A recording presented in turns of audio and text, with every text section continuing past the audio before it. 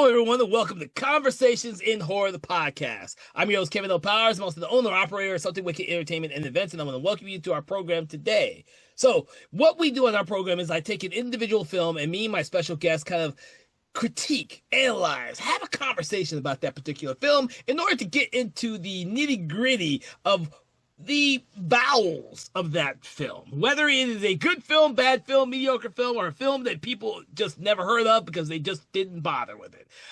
Tonight's film is, we're going to see how that goes and where it fits within that oeuvre, because we are talking about the movie Jaws: The Revenge. Now, since this is part of our franchise month, you can also listen to the other podcasts on the first three movies in the franchise, but during this one, we're going to be talking about the fourth and final film for right now. And to discuss this film with me, I have a plethora of guests today, starting with Mr. Dave Watkins, Mr. Thomas Tinarello, and Mr. John Conkle. I am so happy you guys are here to discuss what I can only say is one of my favorite movies.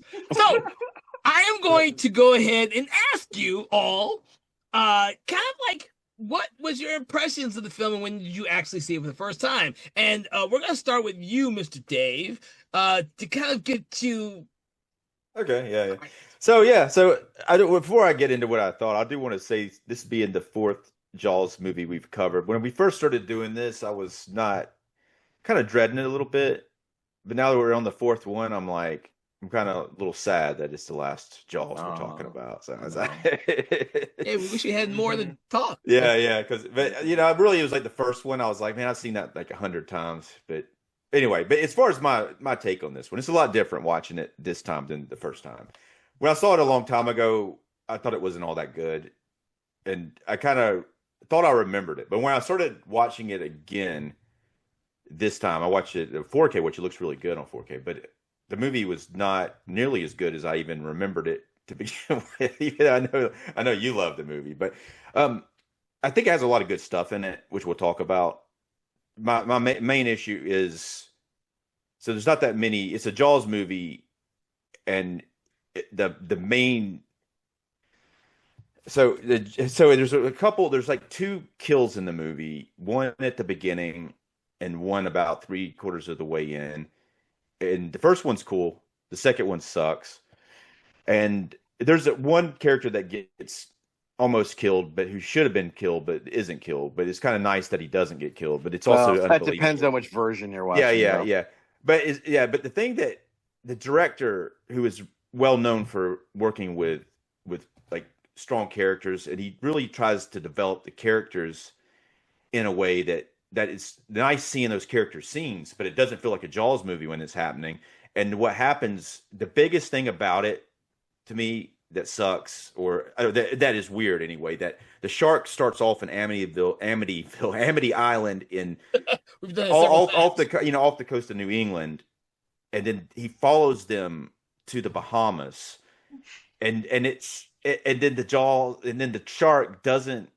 Like at first he's just kind of hanging out and he's kind of like not really attacking for like a long time until suddenly he does. That was what I thought was a little off. And it was almost like it was like the director was trying to make something more of the movie than what it actually is.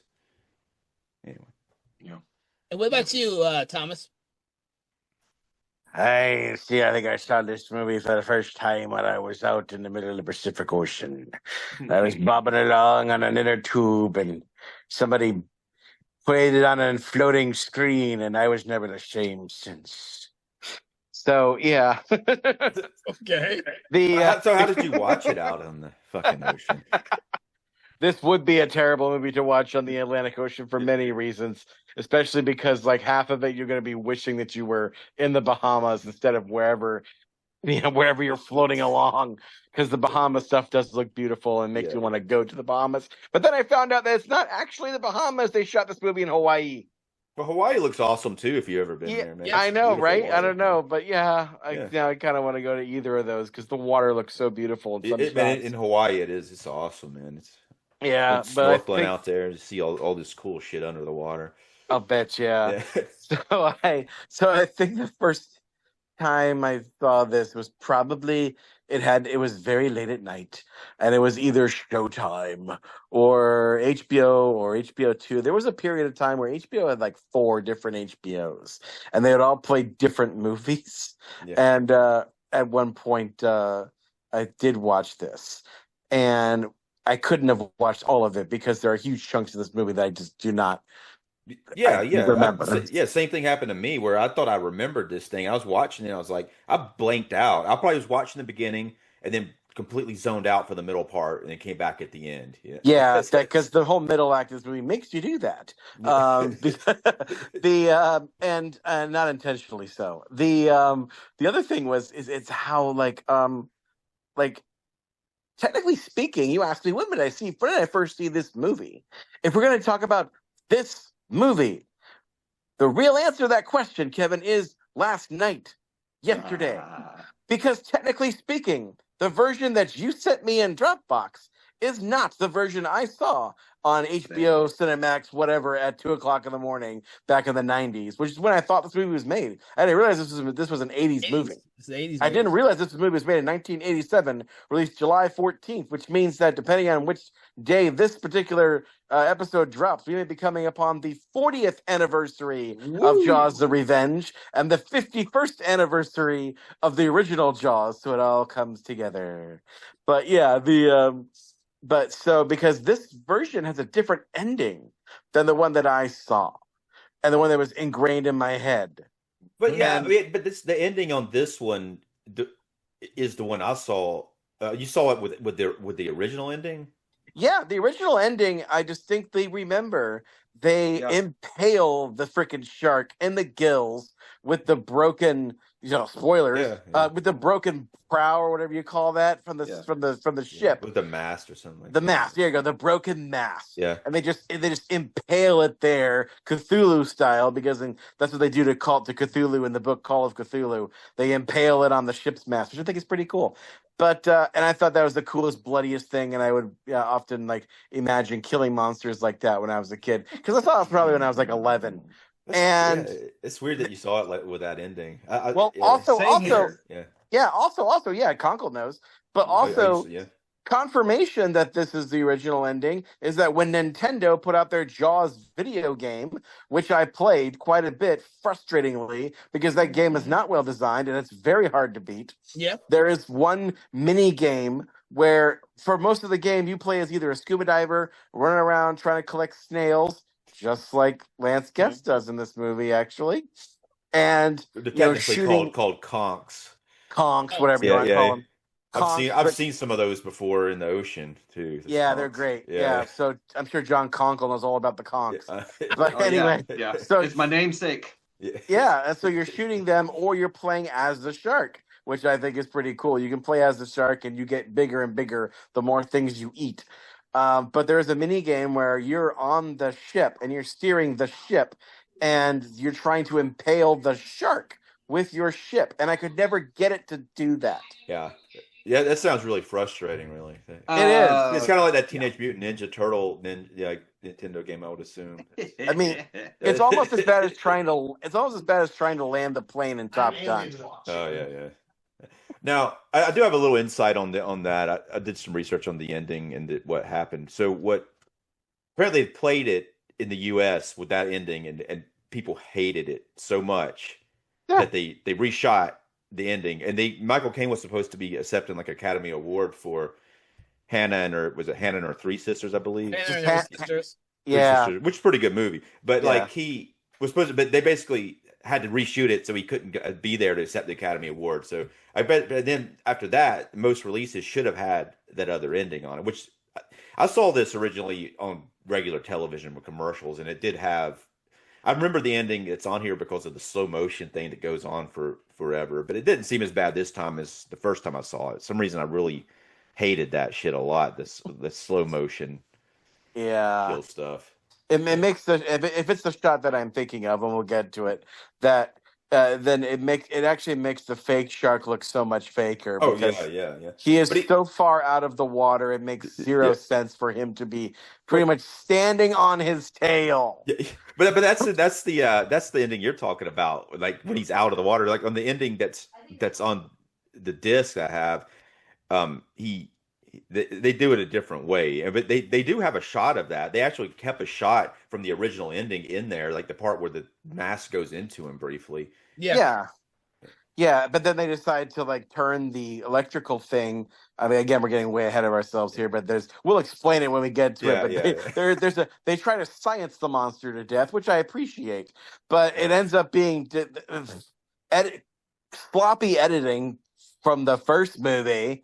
Turns the scientific device into a generic bomb, and they just recycle that footage from the first movie. And I'm like, oh gosh.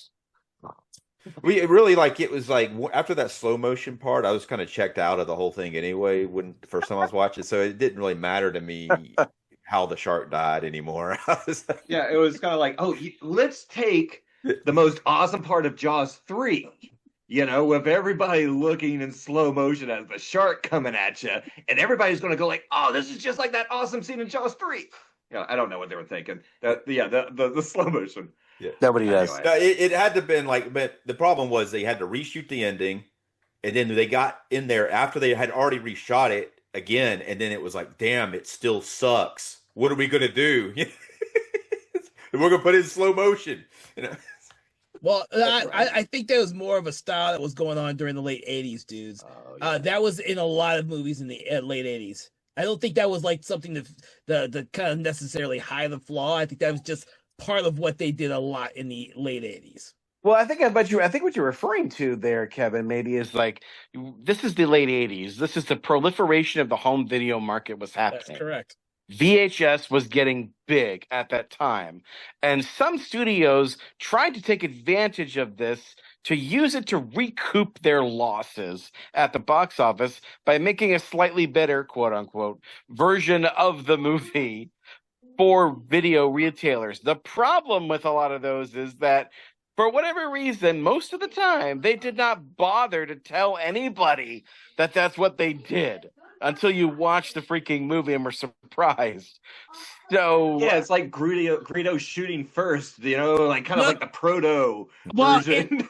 in the early 80s, they did that to most movies, dude. You gotta remember that most movies made them look still slow motion, shot in widescreen. If you were shot in widescreen, they would use pan and scan to fix the issues when they went to VHS, but no one knew that unless you were a techie.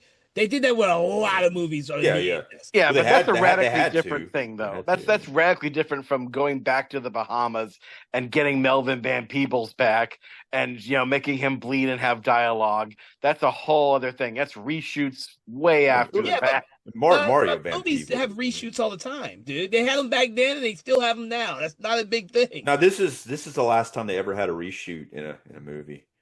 No, but like after it's released, dude. After it's released, they're like, we're not doing any more reshoots. This is it. But you're comparing pan and scan to this, and that's not the same thing. So what are we fucking talking about? This movie has turned us against each other. Okay, no.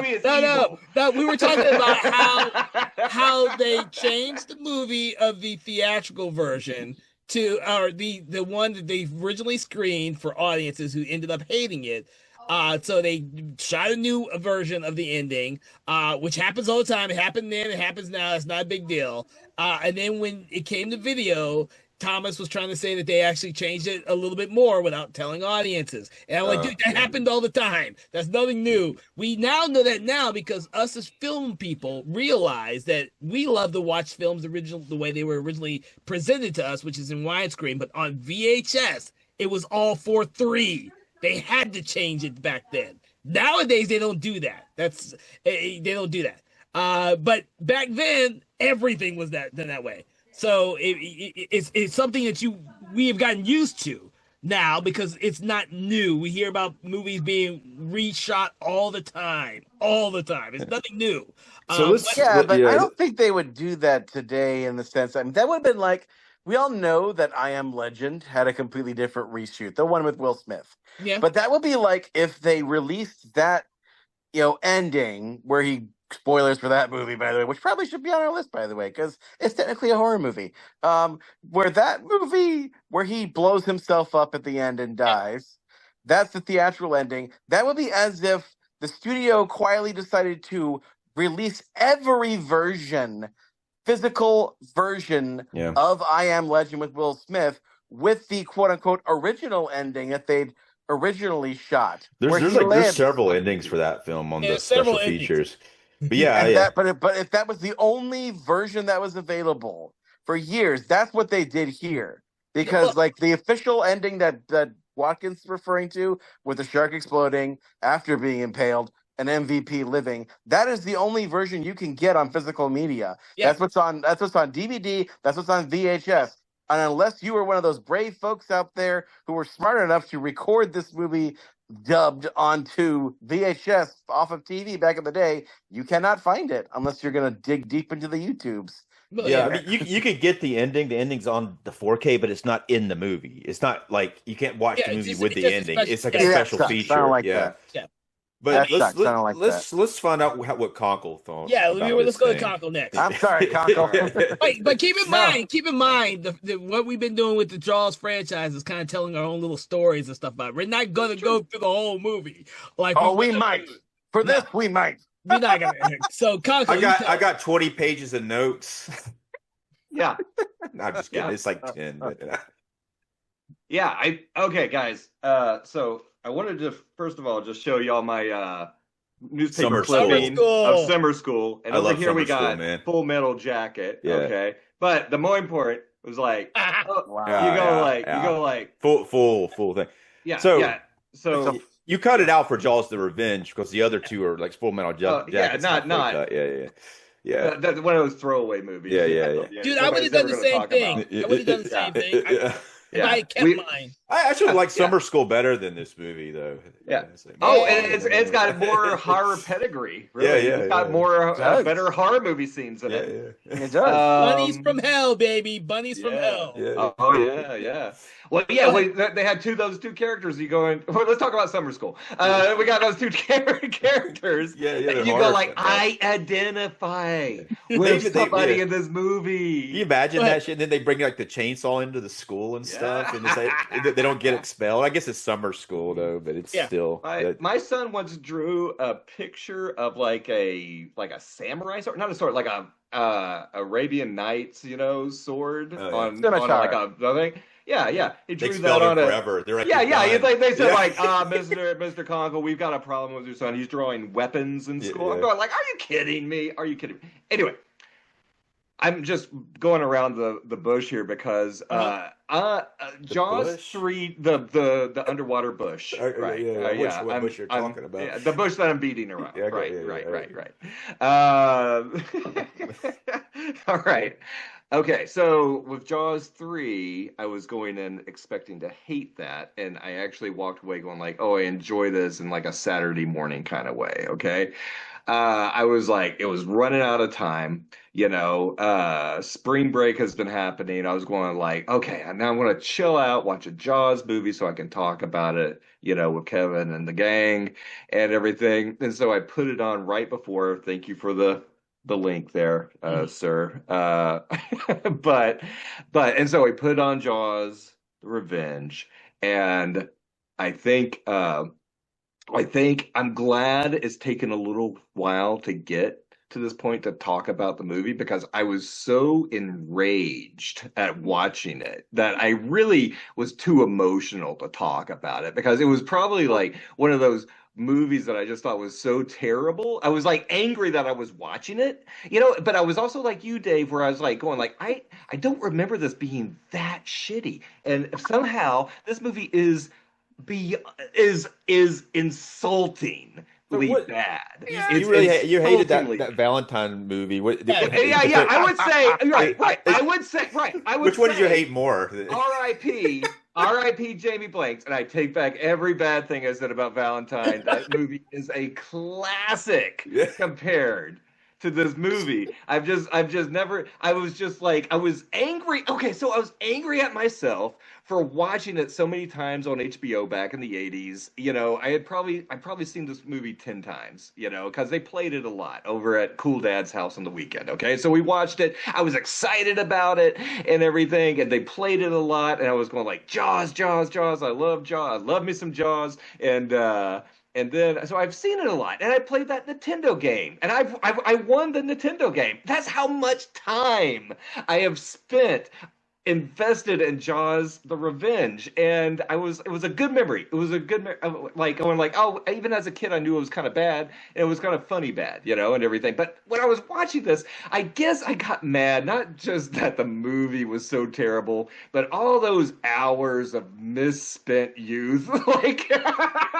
Wrapped into Jaws 4, and I was going like, I don't know. That's what happens when you don't join the Boy Scouts or have any clubs and your only interest is horror movies. You get wrapped up into these bad influence movies, and like Jaws 4, I just was going like, it made me angry. It made me angry, and I was going like, this is not like even, I was like you, Dave, I was like, this isn't even like a horror movie. This is more like a movie about a widower finding love in the Bahamas. It's Hallmark with a little bit of Yes. shark in it. Little But shark, and it doesn't happen. They're like, you got the first one, and there peppers some shark attacks, but no kills, and then the banana boat scene is like it's Stupid. an hour into the movie. Yeah. But it's Of a stupid. 90 It doesn't movie. even make sense. But there's some dream sequences. That's so they try to compensate with dream sequences. Mhm. But there's this train of thought about a movie being so bad that it's good, but it has to have a lot more violence in it, and they have to really embrace. Yeah. They have to embrace the insanity. Here, they Oh, were yeah. trying to make a good movie, Right. but with a stupid fucking idea that you can't fucking make it good Oh, when yeah. the idea doesn't make sense. Right. Watkins, you hit it right on the head. I put that on my notes. I'm like, this movie does not commit to its own crazy. And that is the fundamental flaw of it, is that it has craziness ideas to it, but it does not go full crazy, and that would have made it so much better. Yeah. But what's so funny about it, because they play it so straight, because sometimes a bad movie is good because they play it straight. And so this movie is actually kind of funny in a way, but bad funny, in that they're playing it so straight that had this just been a serial killer that the cop had put somebody away in jail and now he's out, he's coming after the family. Now that's like a Silence of the Lambs thriller. But you take the you know what, but you take the killer and you make him a shark, and you're like, what? Yeah, it's like I think Kevin suggested. This is basically Cape Fear with a shark, except that's a good movie. But also, now that you mention it, Conkle, I looked up on the in my cursory research on this.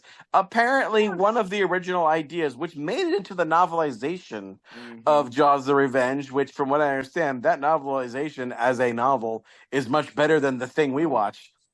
Is in the novelization, there's this whole voodoo subplot. Yeah. That shit would have made this movie a good bad movie. Yes. But they find out that the shark is actually being controlled by this voodoo guy who has a grudge against the Brodies for reasons. Yeah. And that he's able to actually control the shark and do its bidding. Yeah, I think that Mike Brody pissed him off by being a dick to him, and Yeah. he's just Oh decided gosh, to. we could talk for hours yeah. about Mike Brody, the great Lance Guest. I do love Lance Guest because Lance Guest was in what started one of my favorite cult sci-fi movies of all time, which of course is The Last Starfighter. Amen. Which I think is the first movie my wife and I watched when we were on our honeymoon. Because we can't see it, but here is the Arrow 4K release of it. I want and to a get that. rapper. I want to You get that gotta- so bad. You got Good, it bagged. dude. You got it That is bagged. I love gorgeous, that Watkins. movie. Yes, but it's just so great. He's kind of a wooden actor in that movie. He's kind of a wooden actor in this movie, but he's kind of he's sort of in the same vein as like Zach Galligan in Gremlins, where he's one of those kind of bland white guys, except he's like a skinny matchstick man. And sometimes, but he's got a beard in this one, Yeah. so he seems more mature. He's got a beard, and that makes him more mature. I love going something back about through- him as Yeah. an actor. I kind of almost feel like a face blindness to him. Like if I were to see him, I probably would not recognize him, which is weird, 'Cause I knew he was Lance Guest from Last Starfighter, but to me, like if I'm looking at the two, I don't immediately know.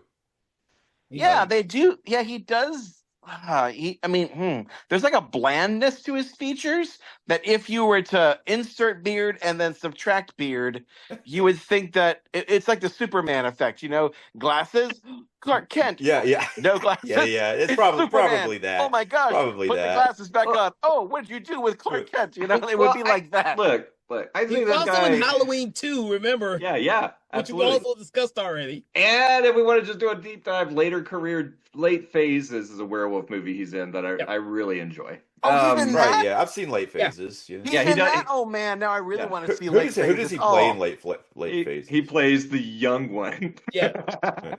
It's like there's a guy who's the youngest person I think in the movie is probably in his 50s. So he's the got guy in a in his retirement 50s. home, right? It's Right, like, right. It's probably what is his son or something like that. Something like Yeah, that. Yeah, probably his comes son. goodbye. Yeah. Yeah.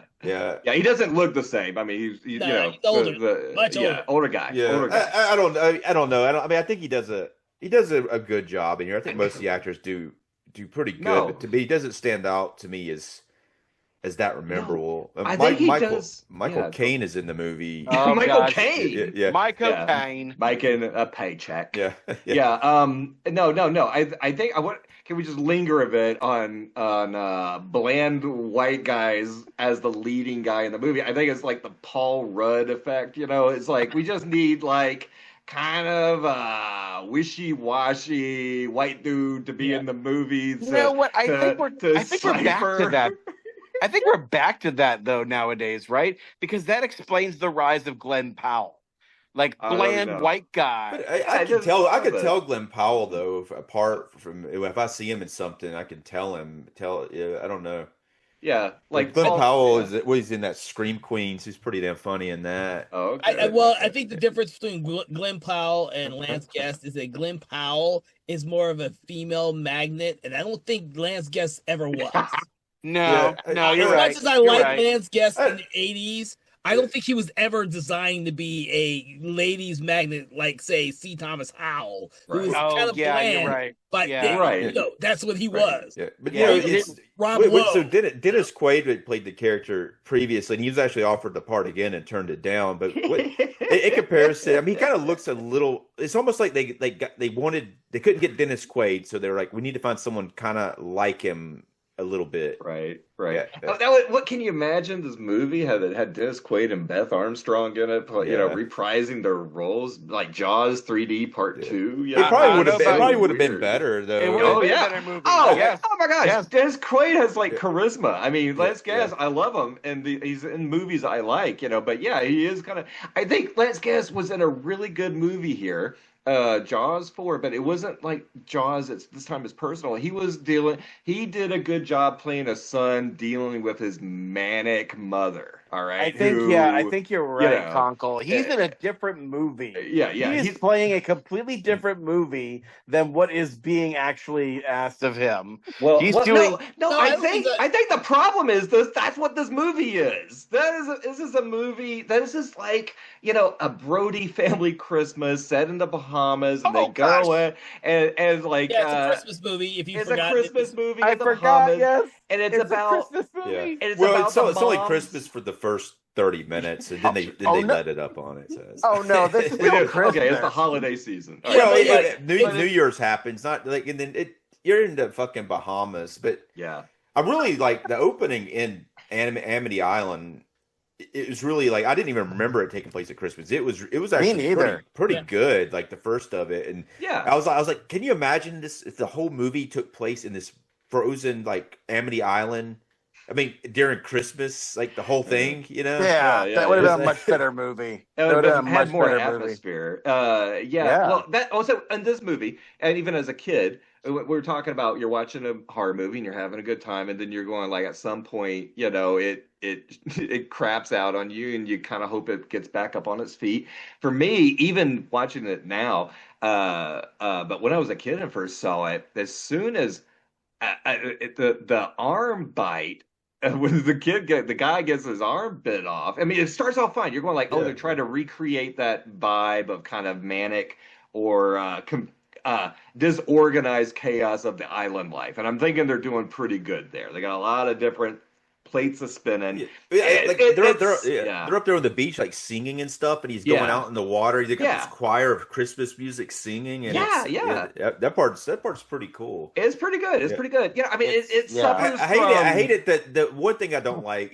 Roy Scheider was actually supposed to play that part originally, which would have made it even worse, I think. Oh my god! And he died at the opening credits. They did it. They wanted him to be in there, but then since he wouldn't come, they made it his son, the younger son, Sean Brody, which is a big bummer. And then you're dealing with grief the rest of the movie. So then it's a bummer. Correct me if I'm wrong.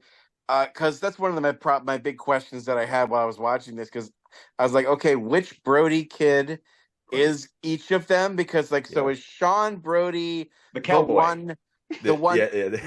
Was he the one who almost got bit by the shark on the boat? Now they got rid of continuity from Jaws 3, but he's the younger brother. He's the younger brother. So that makes it even worse. He escaped the shark in the first movie, only to get chomped by him in the 4th/2nd movie. This movie kind of dismisses with the second and third one. It's really a sequel to the first one. That's what I was thinking. They don't make mention of Sean almost dying in the second movie. They do not make mention of that.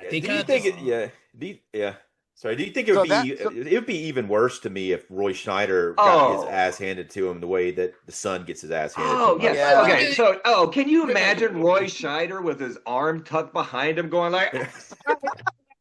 It would be awful, man. I think people would have left the theater. I would have been, because they would have put him in the trailer like Roy Scheider, Lord Gray, Jaws of Revenge. Well, I think you'd have a much different film if they had done that. I don't think they would have used this script if they had Roy Scheider. They would have had a different script altogether. I'm sure they were just trying to get him as a cameo. They were that's what they wanted. They sent him and then they sent him and he's just like, "Fuck you." Nowadays we would do cameos, but back then they wouldn't have done a lot of cameos like that. Well, they tried to get Richard Dreyfuss in there too as a cameo. It was just gonna be a phone conversation, like real lame. Yeah, oh my god. No, Kevin, this is all on the trivia and everything that they were trying. Roy Scheider was supposed to be a cameo. Everybody, I guess, just said like, I'm really need to distance myself from this. And I guess what they're saying is they didn't want to do it, but at the same time, they may not have just wanted to come in and do like some stupid scene. Well, Roy Scheider getting killed would have been horrific, though. It would have just been such a bummer, man. It would have just been like, the movie would not have recovered. It doesn't really recover anyway. You're right. It would have been, but also, you know what? Also, it would have done. It would have put a gloom over everything, and it also kind of in a weird way would have ratcheted up the tension way too early. Because if your hero from your last movie who survived all of that dies in the beginning of this movie, then it means that, guess what? Everyone's screwed. You be thinking there's no way anyone's going to beat him because Roy Scheider can get killed by him. The only other movie I could think of that did that and did it, well, actually, there's two I could think of. There's two, this is what I call the Alien 3 effect. If they did that, which is to say, it would have been just like Alien 3. It would have been just like Alien 3 because in Alien 3, they just literally just kill pretty much kill everybody that you loved from the second movie, except for Sigourney Weaver, and expect you to still be along for the ride. Right. No, screw you, David Fincher. You figured that out. Yeah, it kind of works. The second thing is that there's only two other times I could think of where that worked. Both of them were low-budget horror movies, and both of them were the best in the franchises, though. And those were Subspecies 2, Bloodstone, where they literally kill. It's Full Moon Entertainment's flagship vampire series, and I freaking love those movies. I haven't seen it, but I love that you referred to that. That's great. I had the box set at one time on DVD, but I sold it. If they come out with some 4Ks, I'll get it again. They made another one recently. You should. But like the second movie of that franchise literally begins with with the villain killing your hero from the first movie who defeated him, and then the vampire resurrects, takes a stake, and says, "Sorry, brother, but the Bloodstone's mine." Bam! He is now dead, and the rest of the franchise is just the female lead from the first movie, now recast with a better actress, and completely you just follow her journey for the rest of the thing, and it worked. Because it wasn't Roy Schneider. Roy Right. Schneider. But Yeah, it another wasn't Roy one Schneider. before you throw out your other second one, I think one that surprisingly works is Maniac Cop 2. That would have been my second one. Yeah. That Was my it really? second one. Shit. They freaking kill Bruce Incomparado. Campbell Yeah, in a horrible, stupid way. I mean, I feel like they switched deaths. I feel like the girl from the first one should have been killed while reading a newspaper and stabbed, and it was Bruce Campbell who should have died fighting the Maniac Cop with a chainsaw. Yeah, But, it would have been cooler. But like, it's a little disappointing. But then the movie is actually better than the first movie. The Maniac Cop Agreed. 2. Totally is. Yeah, it totally is. So maybe Joseph Sargent, the director of this one, thought that he could get away with that and then thought better of it later. I still say, though, in a weird way, it's still got the Alien 3 effect. Because even though these are grown-ass men, as they say, you still feel like, especially if this is pertaining to be a second, the sequel. This is what we call a legacy sequel, folks. This movie was doing that before it was fame, before it was success, before it was a thing, because it pretends that 3 didn't exist. It pretends that 2 didn't happen, and it tries to, and I guess it tries to do that to its benefit by trying to make the premise seem slightly less ridiculous. It doesn't work, but they try to do it anyway. But yet still having at least one of their kids who survived the shark in the first movie get killed. Like, I mean, the shark just rips off his arm, Bethany Hamilton style. And if you don't know who that is, Google her. But anyway, and he's just there yelling and helpless, and nobody can hear him. It's a horrific scene, yeah. It's very horrific, and I have to say, it's probably the best part in the whole movie. Yeah, no, I agree. It's the best part of the movie. You know, I want to say something about it real quick. When he gets his arm ripped off, there's like this shot. The actor does a really good job. He has this look of relief on his face, like he survived the attack, but then he notices his arms ripped off, and then a look of horror comes over his face, and that's just really like traumatizing. You're right, and I will say that scene made me realize something where I was like, that's the thing about this franchise is that it has always, to the very end, it has always been the one PG-13 rated horror franchise that is able to get away with things that I don't think any other movie with this rating has. It feels, just for that moment, it makes it feel edgier than it ought to be. Because like the first one started with like a naked woman getting eaten by a shark, and slowly, and then it had the head popping out, and then you have like so much blood. There's so much blood altogether. Then in part 3D, I think has the highest body count of all of them, and you just see people get chomped pretty up close and personal. And they're still PG and PG-13. Like, I don't think there's any other horror franchise that's in the PG-13 range that does this. These were 70s and 80s movies, dude. Yeah. But that original one was rated PG because it was either PG or rated R. That was the only two options. PG. But, yeah, I know. They didn't have PG-13, so it was rated PG. Yeah, you couldn't get away with that these days. Even at PG-13, I think you'd have... No, PG-13 even became pretty neutered after a while, especially, around the age of all the horror movie remakes, like the Prom Nights and all that stuff. They were pretty bloodless. The 2000s, the entire decade of the aughts.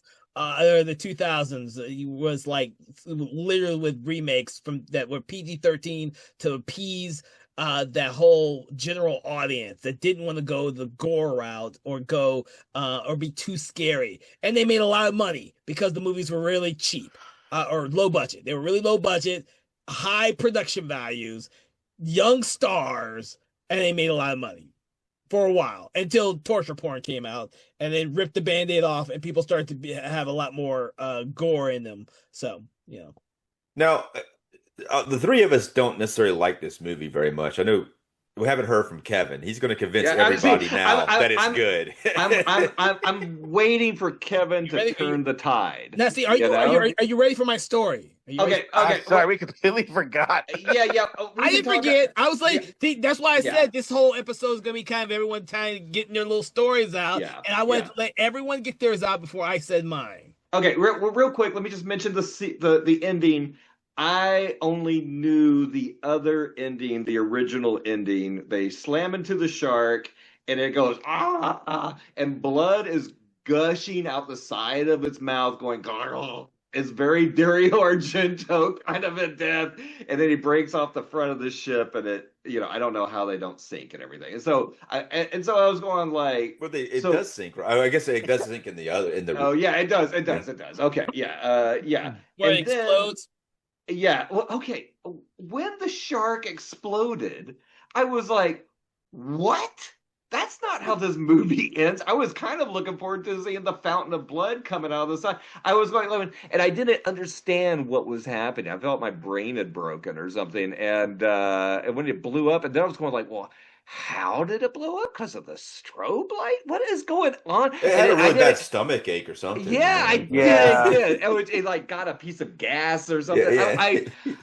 That it blew up was like so dumb. It's kind of like an airplane Zucker Brothers gag, It almost like does. I mean, it's so dumb. And then the thing is, It does. and then in the version I saw, Mario Van Peebles understandably dies because you see him being chomped to death and taken under the water. And when he floats up at the end, I guess they're trying to recreate like Hooper's, survival Yeah. because everybody liked Richard Driver so much, so they brought back.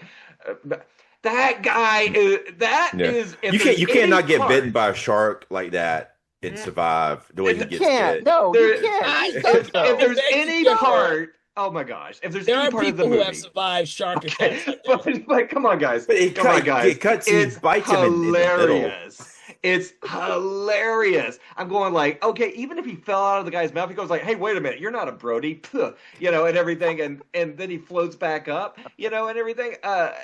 That guy's been almost disemboweled. He's got so much blood loss. Even if anyway, that was hilarious because it's supposed to be a happy ending, and he's just bleeding all Yeah. over the place. It's Yeah, like, they're doing witty banter. Yeah, back and yeah. forth. He made it- Then it's all assuming that excellent. he's going to live. There's no problem here. He's going to You made live. an We read the excellent point, script. Counsel. That It's like, and they're like going like, ha ha, man, you got yourself into a real mess there. It's like, because I've been listening to you. And everything. I'm going like, what is going on? And so it's so funny that he lives, but my brain is just going, because I thought, he was one of the few people who died in this movie. And then it's like, it wraps up, and I'm going like, this is like, so god awful, and I was so angry, and I was going like, and then it was time to record, and I was going like, I gotta cool down because this is so terrible. Anyway, but thank you. Okay, so that's all I gotta say. I just gotta hear Kevin and share his love because I gotta know that there's goodness in the world. All right, so I have to set the mood for you guys. Okay, John Conco, you are a fucking genius, and I'm so glad that you keep your newspaper clippings. I wish I still had mine, but I don't. I was like you, and I had the same thing. We've discussed this before, and I had the clipping for this movie as well. Cool. The thing was, and everyone who's listened to the previous episodes from 1 to 3 already knows that I watched these completely out of order. Mm-hmm. I saw the third one, 3D, first, not ever knowing that there was a first two that came before that. Then I saw this one, and I was hotly anticipating this one from my reactions to the third one. Too. Then, through this one, sometime in the 90s, when someone actually told me there was a fucking Jaws 1 and Jaws 2, I went back and watched those. And so I do not have the same love for the first two films as I do for these two films. And the reason being is, and you guys will never, ever understand this. You will never understand this because you're not an African-American. Is that these two films have an African-American who do not die as the first person in the movie. And seeing these people, Louis Gossett Jr. in the third film, and seeing Mario Van Peebles in this film did something for us in the 80s that no other film really did. It showed African Americans who were actually smart. Mario Van Peebles' character is not someone who just follows after Lance Guest's character. That's true. That's true. He is not someone that follows after that. And I guarantee you the original cut that tested with audiences had Mario Van Peebles die, and people hated it. And they brought him back to life because it was such a positive image of an African American film character in a horror film. That is one of the chief reasons why I've watched these movies so many times. The other thing is, I do have to admit that each one of these films had actors in it that I loved in the 80s. Dennis Quaid in the third film, Louis Gossett Jr. This film had Lance Guest, because I was just like you. I've seen The Last Starfighter 5 billion times in the 80s. He was one of my favorite actors. And yes, he is wooden. I know he's wooden. That's his shtick. I was perfectly fine with that. He doesn't have it. Halloween 2, Last Starfighter, this movie, that's his shtick. You can't get past that. But Michael Caine, I absolutely love. And that, as much as people like this and how much he talks down about this movie, he seems like he's having a fucking ball playing the character in this movie. It's Hoagie. He always does these things. He's hanging out in Hawaii, so he's hanging out, chilling, flying the plane. The dude looks like, even the most mundane scenes with Ellen Brody, he's having a ball with. Now, I will agree with you 100%. There's only 2 deaths in this movie. It doesn't feel like a Jaws movie for me. But from my perspective, I only have a Jaws 3 and Jaws the Revenge to reference. I don't have the first 2 growing up. I have these 2 movies growing up. And this film, for me, had enough of it, had enough horror aspects of it in it to appease me because of the dream sequences and everything else. It was later that I kind of saw the Cape Fear aspects of it. I saw that in this, and these family members are people who are being tortured by a shark. The memory of that shark, what that shark has done to the family. And yes, it is ridiculous that a shark is going to travel from New England, Maine, all the way to the fucking Bahamas. They knew that making this movie. It didn't fucking make sense. They put it in the actual plot. Great whites don't ever come out here. It's too fucking warm. Right. They just put it out, and you have to just agree with it. Just like Michael Caine trying to save Ellen Brody by flying this plane into the water. It's not a water plane. Why are you doing that, dude? You know? Okay. Can you imagine, though? Because he obviously loves her, I guess, at this point, maybe. But he has a friggin' plane, and he sacrifices it for maybe. Yes. He doesn't even know she's completely going to die or anything. But he just, like, lands it in the water. I go like, dude, done. That's I was going like, dude, that's your livelihood. No, but that's his character. It's set up like that because he loses money gambling, and when we see him gambling, and he's someone who takes risk all the time. Throughout the entire movie, we're seeing him take risk. It's like every other scene, he's taking risk. Yeah. Now, there's apparently some subplots that were cut that would have made his character even more awesome. But apparently he was a drug runner. But stuff like that, that's kind of like stuff like that just seems to just cloud the atmosphere, because that's kind of like the Ellen Brody having an affair with the Hooper character. It just clouds the ideal of distracts. It distracts. So this movie starts off with a very gruesome, and you're right, this is probably the most enticing scene in the movie is the beginning, because it is very violent, and it's dark, and it's cold, and it's Christmas time when you should be happy, but you're not. And immediately after that, there's a fucking funeral. And, and so you go from that scene to the Bahamas. Why? Because it's a summer movie. They transport it from this really dark, gloomy atmosphere to a summer blockbuster movie. And what do you see in the Bahamas? You see the city, you see the people experiencing themselves, you see Michael's wife, an artist who contributes to the culture of that city. You see what they did in the original movie, which is show amity people. And this film does the same thing with the Bahamas. I really like that. The cinematography shows it. It's a beautiful thing every time we see the city and stuff like that. It's great. And we get to see it through the eyes of someone who doesn't live there, Ellen Brody. We don't see scenes like that really with Michael. Michael's out on the sea with Mario Van Peebles. We see this through Ellen, who's never been exposed to that. That's interesting for me. And I've never been in the Bahamas, so it makes it interesting to me when I was growing up. Also, Mario Van Peebles is funny as shit in this movie. He has some of the great lines in this movie, but it's not just him. The relationships between Michael and his wife are strained. Why? Because he's hiding shit from her. He's suffering from nightmares. The same nightmares his mother is suffering from. Very similar stuff. The callbacks to the first movie, the fact that his brother just got killed by a shark. When he sees the shark the first time, he's the one that the shark is going after. It's not Mario Van Peebles. It's not anywhere else. That's where I get the whole Cape Fear thing is. This thing is torturing these two people. It is torturing them through their nightmares, through their fears, and everything like that. Can we just pause for a second? Because already, Kevin, you're convincing me that this is a good movie. Oh, don't worry, I'll unconvince you as soon as you're done. I did want to say one thing good and one thing bad. And I really like the actress that plays the wife of Karen Young's her name. I like you mean her. Michael's wife. Yeah, Michael's wife. I really like what she does, and especially when you see some of the scenes between him and her are really good. And even like she's doing the sculptor, and then they're fighting, and they're having that back and forth, and they forget why they're fighting, like a married couple would do. And they have these intimate scenes, which are kind of a little out of place. They're good though. They're and that's awkward the one thing. As all get out though. They're not awkward. They're not awkward because there's like the scene where she slingshots her panties at him, and she's in the bed, and it's like, I mean, this doesn't get like gratuitous, but it's like that's something. A couple would do, Yeah, it's something with couple. But the thing is that this movie calls back to the original scene. One of my favorite scenes is the fact that Ellen Brody is watching her son do the exact same thing with his daughter as Roy Scheider does to his son in the very first film and the second film, and so it does a lot of trying to play homage to the first films. In this film, did y'all read about the daughter? That's literally I'm glad you mentioned that because that is. I didn't remember that when I first saw this. And that is the one part of this movie that actually made me enraged. Why? I hated that so much because it was so ham-handedly done. It is so badly executed.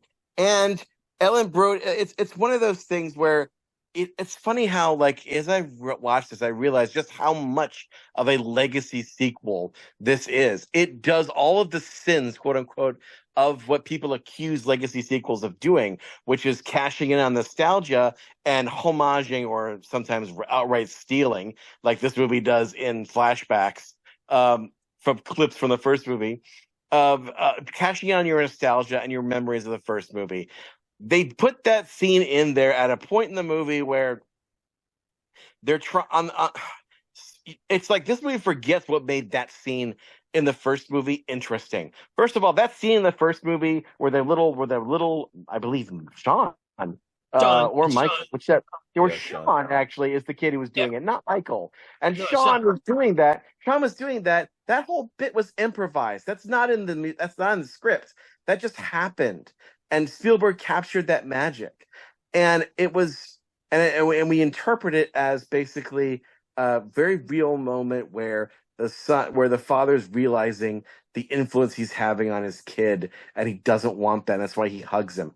All that is great in the first movie. You take that out of context of the first movie, you put it into this one, and it makes zero sense.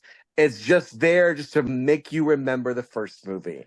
And that, to me, they just point that out even further by having Ellen, who, by the way, is supposed to be the main character of this movie. We've barely talked about her. We'll get to that, I'm sure. But, like, she comes in and she's, like, pointing it out to him. Like, don't you remember we used to imitate? She says that word that way. Nobody says imitate like that. That is not a thing somebody of her education level would do. She would say, copy your dad. And why? It doesn't make sense. The rest of the conversation has nothing to do with that. It's just ham shoehorned into there just to make you remember that part of that movie. The scene came off at first. It was like it was kind of like it's kind of cool, but then when she started talking about it and relating it to the first film, it was a little different. But it kind of came out as a kind of a touching, but you know why that is scene, though. You know why that is, though, right? It's for people who don't realize that. When they're watching this movie, the first movie, it's in the original Jaws, it's all new. No one knows about it. It's just something that happens. But they are purposely calling back to it. For audience members like me who probably never saw the first movie or don't remember it from the first movie. It's not that's not bad. That's just what they do in lots of sequels. You know what? Actually, that makes me kind of feel sorry for you because this was your first exposure to That's that. Correct. So That's for correct. you. No, it doesn't, because I like this.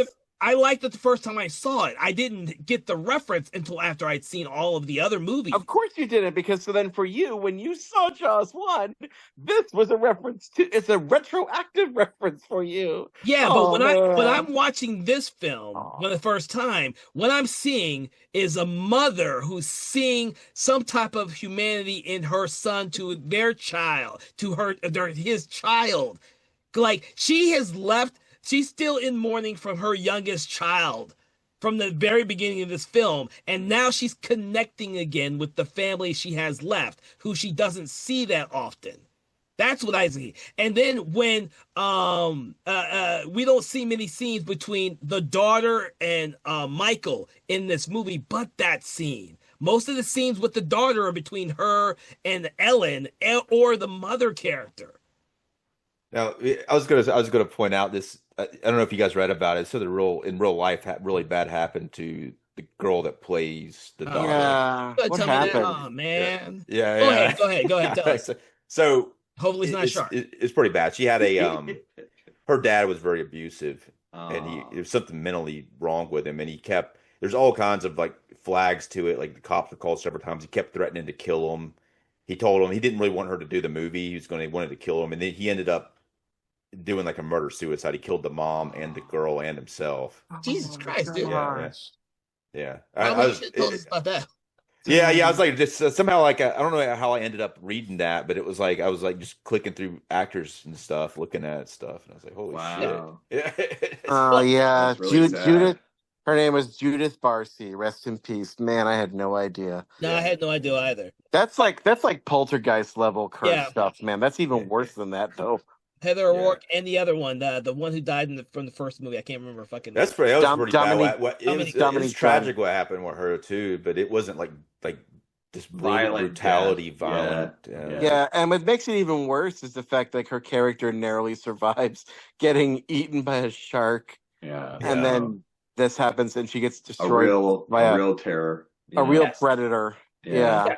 But the thing is that like Cape Fear, I'll keep bringing up Cape Fear. The thing is more about the family. So when you're trying to develop a film that follows like these family dynamics and how they erode while they're being driven more or less crazy by a individual and or shark in this movie, those type of scenes really go a lot, especially with the Michael character who does not interact with his own daughter for a lot of the film. So when he is not there, when his daughter is attacked by the shark and his wife is there and their best friend is there, it is very hard. It is very traumatizing to watch the scene when he gets back there and his wife tells him that his daughter almost died and he could have prevented it by telling the truth. And then he runs off to go save his mother and leaving her to deal with the fallout. That's tragic as shit. It is. No, but it doesn't, no. What I was it is, seeing- but it doesn't make any sense. No, That what makes because, perfect like- sense because she doesn't know about the shark. She doesn't know anything about I the understand shark. that. I understand that, but the problem I have is not his reaction when he does. Let's rewind, because the problems this movie has are generally speaking in the first act. Because like all of the stuff that doesn't really work is generally in the first act and also in the crazy wild third. But for me, like the biggest problem I had was like in the beginning, we go back to the funeral, and she's obviously in mourning, and she's also, I love the scene where she's just after the funeral, Ellen Brody is basically trying to rage cook. She's in the kitchen, she's tossing pots and pans around, and she goes to her son, her living son, Michael, and is like, I want you out of the water. Because at this point we're not even sure what he does for a living. It becomes clear later. But like she keeps being insistent, like, I want you to not go back in the water again. She want to not go back in the water again. And they have this argument where he's like, they never see a great white shark where I am. They never go that far, sir. They never go to the Bahamas. Actually, he doesn't say Bahamas, but not yet. But he's insistent about it. He's so insistent about it. And the very freaking next scene, they're walking along in the bright sunshine, and he's like, why don't you come down with us? And she's like, okay, come on. I mean, come on. That whole bit let's see, your mom is saying get out of the water. What's the solution to that problem? What's going to get her mind off of all this death and stuff surrounding the water? Let's take her to an island. Well, Instead of taking her out of a coastal town that at least has land on one side of it, let's bring her to an island surrounded by water. It would have made much more sense if they had just stuck to maybe one of the rejected ideas from Jaws 3, which was, let's have Lance Guest be some guy who works with, wildlife in the mountains. Let's take you to Montana or the Great Lakes. That would have been even better. Take her to the Great Lakes, to a cabin in the woods in the Great Lakes, and have the sharks swim up a river to the Great Lakes, which also would have been ludicrous, but at least at this point, it would have made sense for them to take her there and not to the friggin' Bahamas. All I'm hearing is this movie could have been so much worse. Well, no, because I think Thomas is missing the point. This is still a summer blockbuster movie. What, you can't have summers in the freaking mountains in Montana or in the Great Lakes? People do it all the time. That doesn't make for a summer blockbuster movie. That's why it goes to the Bahamas where it's sunny. And it's released in July. Yeah. Despite the fact that it does take place during Christmas at the very beginning, it switches the locale to the Bahamas for a reason. Okay, so I think what I'm getting here though is what you're hitting on here though, Kevin, is a good thing about the movie. Okay, Lance Guest. And it is so much like Cape Fear. That scene actually is pretty good when he has to come and say like, "Oh yeah, I kind of knew about this shark," and she's like so pissed. It's like, "Where are you going?" And you're saying that's traumatizing. I was like, when he left, I was going like, "Oh man, they're getting a divorce, dude." That's what I would. Yeah, that's what I would think. They're getting freaking divorced. Because there's no reason for him to keep that secret from her. Because at the very beginning, he was gonna not do this. He had a human reaction when he saw that shark. He's like, "Oh, we better stop." But then freaking Mario Van Peebles, not his dad Melvin, but I want to call him MVP from here on in because he's a great guy. He's the most valuable player, and MVP just kind of keeps me, not confusing him for one or each other. So MVP, he's the guy who convinces him to do this. He's like, "Hey, we got to." I'm not even gonna bother with the accent. The accent's ridiculous, and I'm not gonna be like cancelable from doing the accent. But anyway, he's supposed to be. Damn, I was hoping you're gonna do it. He's supposed to be he probably shouldn't try that one. He probably no. I'm not gonna. Try he's got a Jamaican accent. No. Yeah. But no. But his accent's so ridiculous. But anyway, just Google it and listen to it. But anyway, I thought it sounded pretty. I was kind of convinced by it. I don't know. But anyway. He's the guy who says, "No, we can make so much more money if we study a great white in the Bahamas. We can study real things instead of just snails." And I'm like, okay, I get what you're doing, but here's my problem. Why it doesn't make any freaking logical sense for you to be trying to pull this, to seduce this guy into this quest. This guy. The character you are talking to, Michael freaking Brody. All I'm thinking of when he's doing this is, and I wrote it in big letters on my imaginary notepad that I didn't actually have with me. Does he know? Question mark. Does he know what? Mario Van Peebles. Does he know? Does he know that Michael Brody and his family were attacked by a man-eating shark in 1977? Does he know? This guy has a professional and personal relationship with this guy that goes back years. They're trying to get their doctorate together, which says to me they went to school together. He went to not medical school, but like science school or marine biologist school. That's got to be like 8 years. And 8 years, Michael, you never told this guy once about the single most traumatic thing that happened to you in your childhood? Why is Mario Van Peebles trying to convince you he would never do that in real life at all. Even in a movie, he wouldn't do that. It doesn't make any sense whatsoever. What kind of monster do you have to be to try and convince your friend to go out there to fight this, or not fight, but like study the thing that tried. The big monster that you're afraid of. That's easy to explain, dude. Yeah. Number one, the only shark attack that he's probably been told is the one of Sean being killed by a shark. Like I said, this is more referencing direct the first film and not like the second or third film. It almost completely ignores that. And you got to remember that Michael doesn't believe that there's a shark that's coming after them like his mother does. It takes him a while to kind of see that. That's why he's having the nightmares. He just thinks it's a random incident.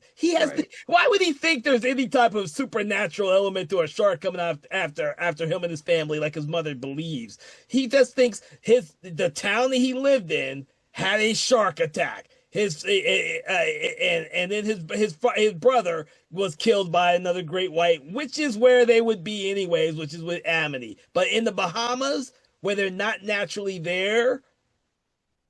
Well, I think you're making my case for me, Kevin. Well, first of all, I'm not talking about the stuff from the second movie. I'm not even talking about any of that. No, but you're like thinking that he's gonna reveal all these traumatizing things that happened to his town when he was a kid and all that type of stuff. I think that if it was just his brother getting killed by a shark, that would be the only thing he'd tell him. Why would he need to go into this details about all of his entire life growing up as a kid? But that's what I mean by you're making my case for me. That alone should be enough. That alone should be enough for Mario for MVP not to, as his friend, drag his friend into this expedition for a creature that has so much trauma behind it. Come on. All right, I got a couple of things on it. Now this now can I just say I said Conkle. I said Go ahead. I'm sorry. There is a second scene later in the film where it's the reverse, where Michael wants to go and keep working on it, and Mario Van Peebles' character tries to talk him out of it. Well, I know what you're talking about. Yeah, they do reverse that, and it makes that's the character stuff this director is really good at doing. But it is, I mean, and I think that the Michael character in many ways is treating this like therapy, even though it's a very frustrating process. In that scene, that's what he's doing that for. He's basically saying, like, if I don't get into the water, what kind of marine biologist am I? It's like it's not the voice he does it in, but it's the way it comes off. No. I was rolling my eyes at that shit too, but it's very like, it's very like shit. I'm losing words on this, but it's very. You said ham-fisted earlier. It's not really ham-fisted, but it's very on the nose. That's what I was starting to get. It is a lot of the it is, and a lot of the dialogue in this movie is like that. Like I haven't heard a lot of just on the nose and choppy dialogue like this in a good long while. I wish I'd had the presence of mind to write down all of it, but I just did not at 2:00 in the morning. All right. Before I come to Kevin's. I'm on Kevin's side now. I think this is a good movie. Team Kevin. We got Team Kevin and Team Watkins over here. I'm on team. He's convinced me. All right. And this is good therapy. This is good therapy. All right. I'm learning to make peace with my past. Learning to accept things I can't change. What was the best piece of dialogue was at the very beginning. The good part of the movie was oh, you're father was the tomato thief king or something like that. And I was going like, oh, that's so cornball. Anyway, I can picture Roy Schneider sneaking tomatoes out of the salad and her getting mad at him. I'm going, they're going to call him that. They're going to nickname him that shit. That's right. Oh, that's he was the world famous tomato thief. anyway, but no. Well, from taking on Kevin's defense, I really like the. I get like. He's a marine biologist, and Mario Van Peebles is a marine biologist.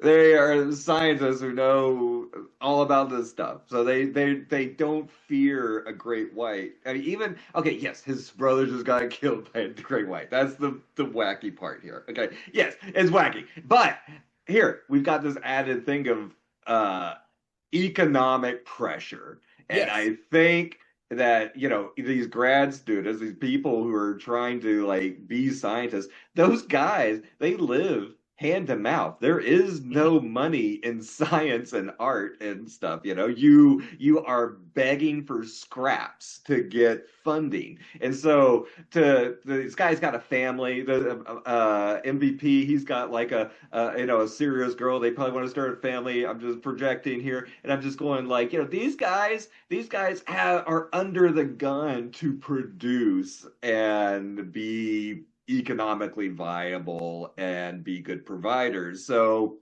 they do say, I really like what you said, Kevin, where really Mario Van Peebles is calling the shots in this movie. And he's telling Lance Guest what we're going to do. And then Lance Guest is kind of like more like the secondary buddy character, Mario Van Peebles comes up with the tracker, comes up with the shocker, puts his self on the line to come out and stab the guy, puts himself on the line to climb out on the mast. Yeah, which I thought was a really dumb fucking move. Oh, yeah, well, sure. But if you're a marine biologist, you would never have guessed that the shark was going to come up and stand on its tail and hop around and get shit like that. And what thing, like Ellen Brody takes the boat and leaves like that, and then it's like the shark suddenly the shark I don't think the shark cares that much about Mike Brody because he has the opportunity to get him a few times and he's just kind of playing with him. But Ellen Brody, he's madder than hell. He just comes and busts into the boat because he could have busted into that barge boat that Mario Van Peebles and Mike had the whole time, but now he sees her and that's what he wants. Well, the shark only goes after Michael when he's in the submersible. And then of course when he goes into the derelict ship, the shark tries his damnedest to get after Michael, but Michael's smart enough to use the air tank to escape as fast as he could. But once he gets out of the water though, and he's up on that barge thing with the shark, seeing what he could do later, he could have taken them out, but he was just, I don't know, he wasn't as interested in them because he could have busted that barge shit up. Probably. Yeah, that thing was barely seaworthy. He could have destroyed that thing.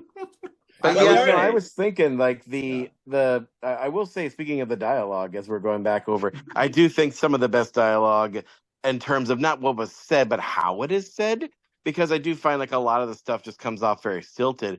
But the MVP stuff does come out, even though the accent's ridiculous. All of the stuff that they do together, all the things they say, and the way the back and forth does play very natural. And I think a lot of that has to do with the fact that, according to IMDb, Mario Van Peebles, MVP, wrote his own dialogue. All those scenes are written by Mario Van Peebles. And of course, the man is a great writer. He has many credits to his name. And you know what? If your script isn't working, you could do so much worse than have Mario Van Peebles rewrite the whole thing for you, which is what happened. Yeah, so, it's good the director let him do that. Some directors wouldn't, but it's good he let him do it because it makes it better. They were trying to get more of the feeling of the Bahamas and the people in the Bahamas to give it more authenticity. He probably let him. Yeah, he probably let him do it because he was doing that accent and stuff and was trying to talk like a Jamaicans. But like I said, and Conkle can attest to me, like I said, Mario Van Peebles is the one in charge of this ship. It's his ship, it's his crew. He's the one that instigated the grant for everything. Lance Guess's Michael is just kind of following along. So if Mario Van Peebles' character wants to go after a shark that makes them more money because they know that the conch thing isn't going to lead them to anything, then they're going to do it. Like you want to say that it's ridiculous for them to do this, but if you, like Uncle said, if you're working in that atmosphere, working hand to fist every fucking month, and you have an opportunity, you take it. But he does suffer from taking it. He keeps it a secret. He doesn't have to keep it a secret from his wife. But he keeps it a secret from everybody because either he's fearful or he's ashamed or he's a little bit of everything. And that's why the nightmares come into play, because his wife sees that he is suffering. He can't sleep. He's not acting normally. She sees it, but he won't admit to what's going on with him, which leads to the little fight that they have in the shed when they have an argument, but then they can't remember why they're arguing. Those Yeah. those are all things that add up to the fact that the Lance character Michael is suffering from multiple different things. So when he goes into the submersible, he is trying to overcome what little fear he actually has because he is a marine biologist. He can't do his job if he can't get in the water. He's letting his mother actually dictate from there. Yeah. Like, Yeah, he's worried. I think he's worried too that if he lets the fear from his brother being killed, if he lets that stew too much, he won't ever go back in the water. So he's trying to. I do like that scene in the barn that you're talking about. I do like when the wife's got the friggin' torch and she's working on that welding thing. Just seeing her doing that, it just really She's puts hot. it. Yeah, Oh, and we have that. Yeah, we have that. Something about that is hot. I don't know why. Yeah. Just seeing her working. It's almost a trope. I remember that was in Final Destination. It's like the chick who makes wrought iron art and has got the goggles. There's something really attractive about that. I think that probably comes from, and I see that they did that again in like Highlander, like the series. But I feel like that may be some kind of weird sort of thing, sort of like diffusion of like Flashdance. I think maybe that's where that. I never thought that would ever get mentioned in our podcast, Flashdance. That's right. But what a feeling. But I will say that the art that she's crafting when we first see it from the silhouette is like the mouth of a shark. Yeah, then I noticed the next that. time we see it, it is unveiled on the beach as part of the cultural festival that's going on. It looks pretty good too. It looks really, really good. Those things like that, and I like seeing the town, the people in the Bahamas. You have I guess I won't call him the president, the mayor, or whatever the hell he is, giving that nice speech before he presents the artwork to the whole city and stuff like that. Like, we're presenting you something that looks like a big ass fucking shark, and then 5 minutes later, the shark actually shows up. Yeah. I don't know. I feel like it doesn't really look that much like a shark jaw. Maybe it's not supposed to. It's the silhouette when it's first shown. Yeah. I know. Yeah, I know what you're talking about, and I agree. And I love that framing. It is one of the few times in this movie where this movie is actually subtle, and I like that. The problem is like I don't think it looks like a Jaws when it's finished and painted and put on display, which is fine too because it wasn't finished when you first saw it. That makes sense. No, but it is cool. It is a thing. It is a cool thing, although it's not my particular kind of art. I'm not the sort of person who likes that sort of 3D art. I much prefer like more classical stuff.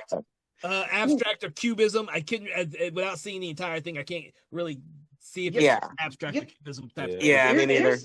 Can I say this is something I find it really interesting about your take, Kevin, also, or just like the fact that I saw this movie so many times growing up, and you saw it so many times growing up. It's very interesting to me that though we were horror movie people, Kevin, you got so much out of a movie that is basically about, a grandma mourning the death of her family, trying to find love in distraction, or maybe not love, but rekindling old romantic feelings in the Bahamas. Forget all the shark stuff. I mean, it's really interesting. That's really the bulk of the movie. Yeah. That's 60 minutes of the movie. The shark stuff is like 30 minutes. Once the shark stuff started back up, it was like I'd almost forgotten it was a shark movie for a little while, and it was like all of a sudden it's like, oh wow, now we got to do something. I guess. What I find interesting is just that Kevin, or even me watched. I saw it so many times, and it's really barely a horror movie. It's just interesting that you got so much out of the character work with it at an age of 11, 12, 13, where you would think nowadays I think if it's not paced like a Michael Bay Transformer movie, I think people at 12 and 13 would not. I don't know if kids nowadays, with all the entertainment choices, would sit and watch a movie about a widow finding love with Michael Caine in the Bahamas. We watched it and just like we were just like, where's the shark? That never occurred to me when I was watching this as a kid. Though. Right. Yeah, I don't remember even thinking about it though. Like, No, I never questioned why there wasn't that many kills in this film growing up. What I said, and the reason why I say I like the third one so much is because of the actors that were in the film. Right. I watched it so many times because of the actors in the film. Now, Yeah. every time you watch a film, you learn something more, you gain something more out of it. The more I watched the film, I saw more and more of it. That's because at I don't know how old do you have to be when you're in fifth grade. When was fifth grade? Yeah. I don't know. I think that would be like 14, No, 13, no, 14. no. It's My like, kid's So- 14 yeah. and she's in 14 and she's in 8th grade. yeah. So. It's like 12. It's like 11 or 12 is what Yeah. it is. Yeah. So, Yeah, 11 or 12. So You're right. if fifth grade is when I started to think critically about stuff like this.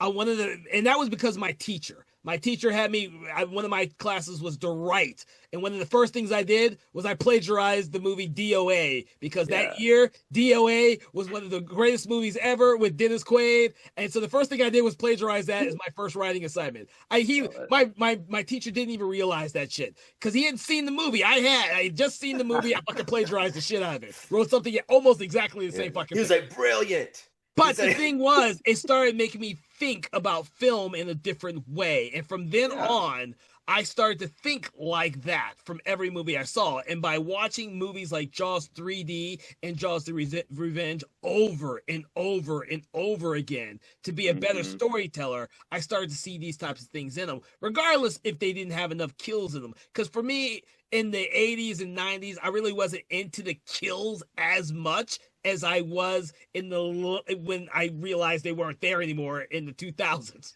Yeah. Yeah, right. it's not even the kills though that for me that makes it. It's just the fact that the shark goes from Amity to friggin' the But see, Bahamas. that never bothered me. That bothered people. Guarantee you, there was half the people that bothered for because they wanted to put logic to it. I was like, who fucking cares what the logic is? But I mean, I don't care about logic that much. But when you try to be so serious with a movie and do so much work with the characters, and then the main part of the movie doesn't make sense, it's kind of like it's two clashing ideas.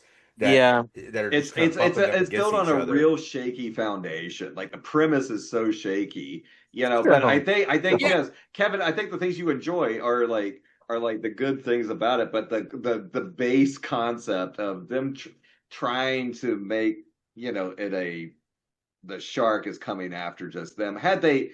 And there's no explanation. I mean, I think it's pretty funny because when Mario is in the submersible, the shark comes right up inside and looks inside. Yeah. No, that ain't one of them. Yeah, that's what it does. I will tell you that the shark gets bored at one part though. The banana boat, because it comes out to get the daughter, and it doesn't, and not able to get the daughter. And it's like, all right, screw it, I'm going to bite off this lady's leg. I skipped lunch. I'm just going to eat something. Yeah, some random poor girl that we we have no relationship with. Yeah, I feel like that's the studio made them do that scene though more than anything. I feel like it was like this scene does not make sense. That scene does not make sense in the story that they're trying to tell. That shark is targeting the Brodies when it just goes ahead and snags that one leg. Yeah. I will disagree with that. You're trying to watch a film in which the shark goes all the way back inland to go after the daughter, then make its way back, or actually it goes. It's after Michael and them first, and then after it's done with Michael, it goes all the way back inland to get after the daughter. Then it makes its way back outland again. The shark knew they were building that statue. I'm not trying to make logic out of where that is. That would destroy like 90% of the movies out there. Oh, it'd be more than 90%. No, Kevin, you're about to go into why did Jason go upstairs in the dugout? Exactly. It does. Once you're in that world, trying to figure out how Jason or the shark gets back and forth is like, we don't pay attention to that. It doesn't really matter because most of the time with Jason, we're watching a lot of great kills. The thing that this film lacks is the ideal of a lot of kills. I'm not denying that. I'm not denying that at all. What I'm saying is that for me, that wasn't an issue with it back in the 80s when I saw the film. Mm-hmm. Like even now when I rewatch the film, the thing about the lack of kills here is the same issue I have with the second film, where you have a whole shit ton of young people and the shark just follows them.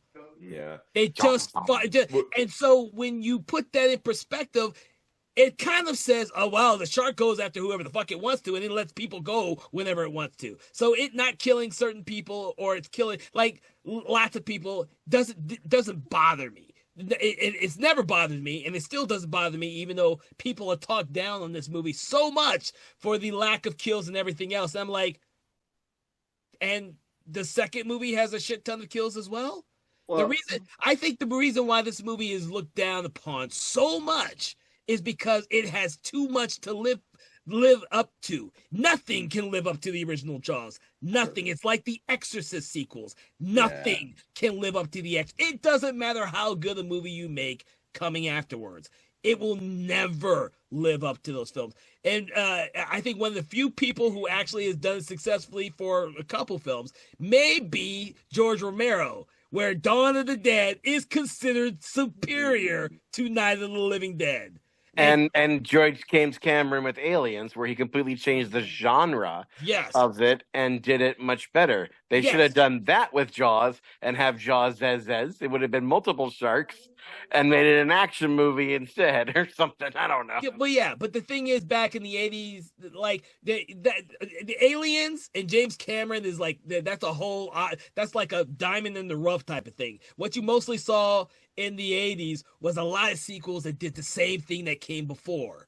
Now, this film is trying to be more closer to the original film than it is to the last film, Jaws 3D, which was literally a amusement park ride.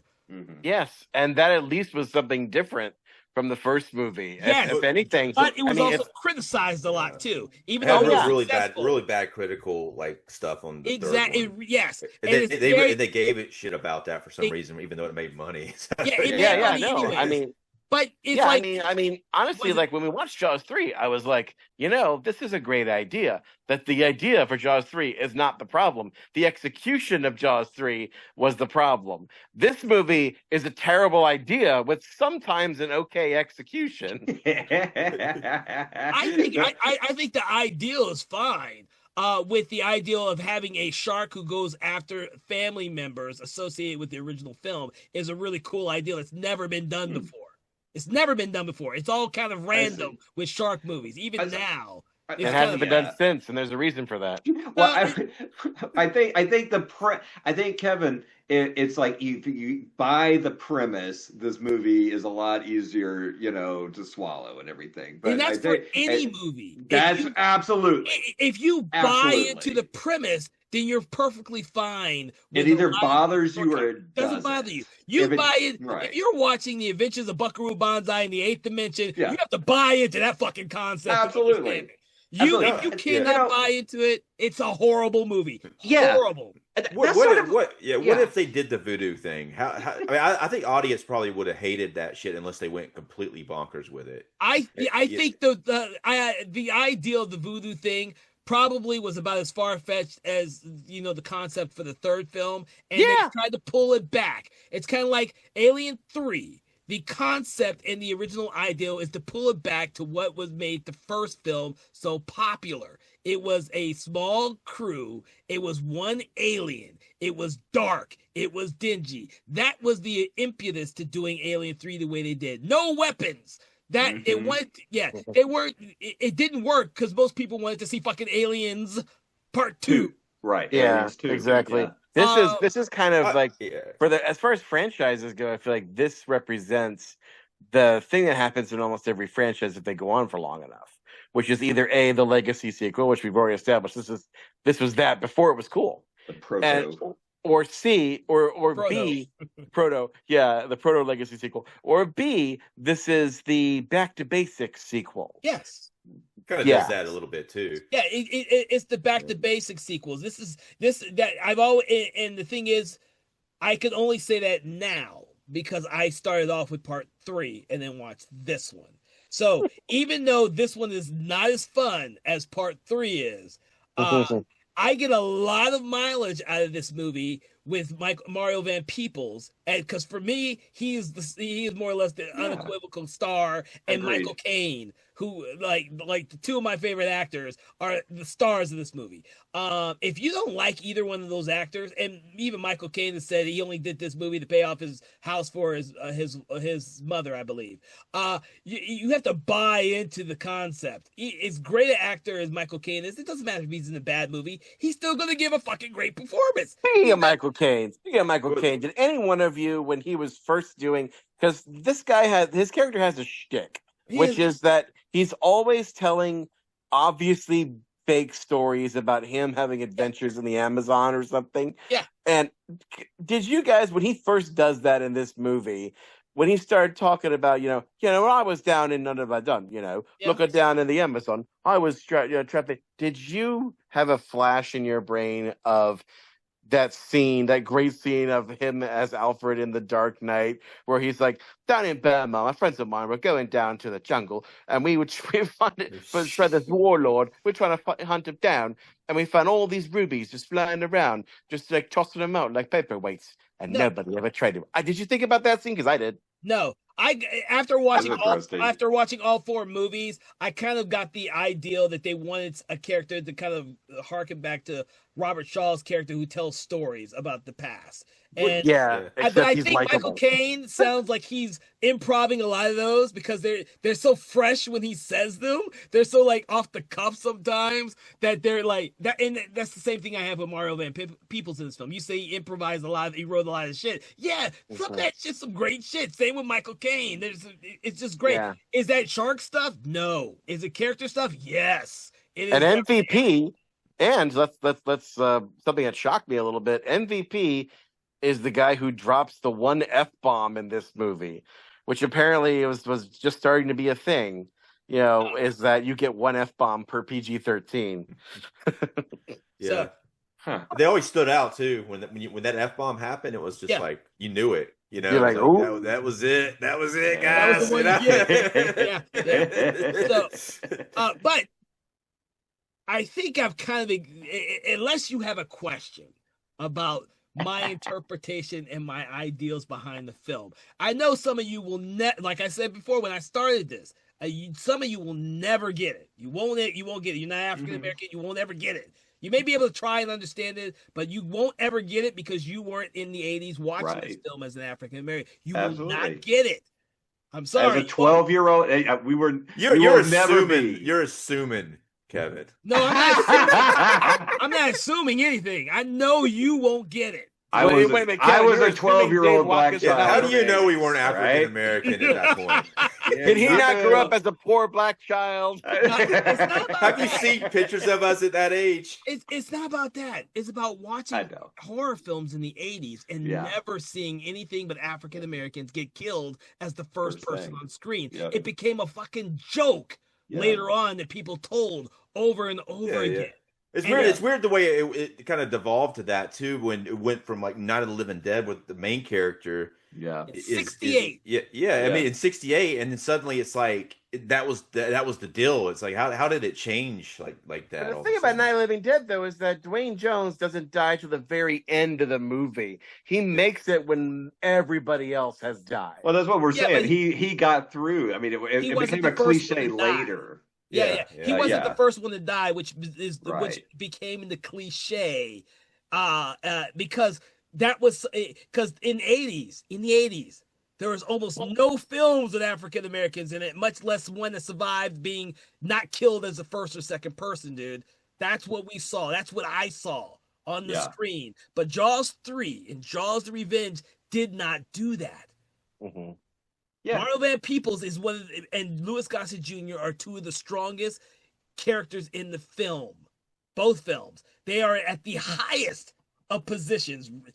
Louis Gossett Jr. is running the theme park in the third film. Mario Van Peebles is the one in charge in the Revenge. That is what you did not see in horror. I think that's what's kind of cool about horror movies is they're not prestige. Because if this was a prestige film, that would be the point of the movie. Look, a black man is being represented, and ask the Yeah. Academy to Yeah. consider. They say this, that now. you know, Back They say then, that it was- now. it yeah. was just- it was just like, yeah. These horror movies kind of fly under the radar, and sometimes they pick up or they can do like something and not make it like, oh, look at us, pat ourselves on the back. They're just doing it organically. You know, Yeah. they're a little bit more.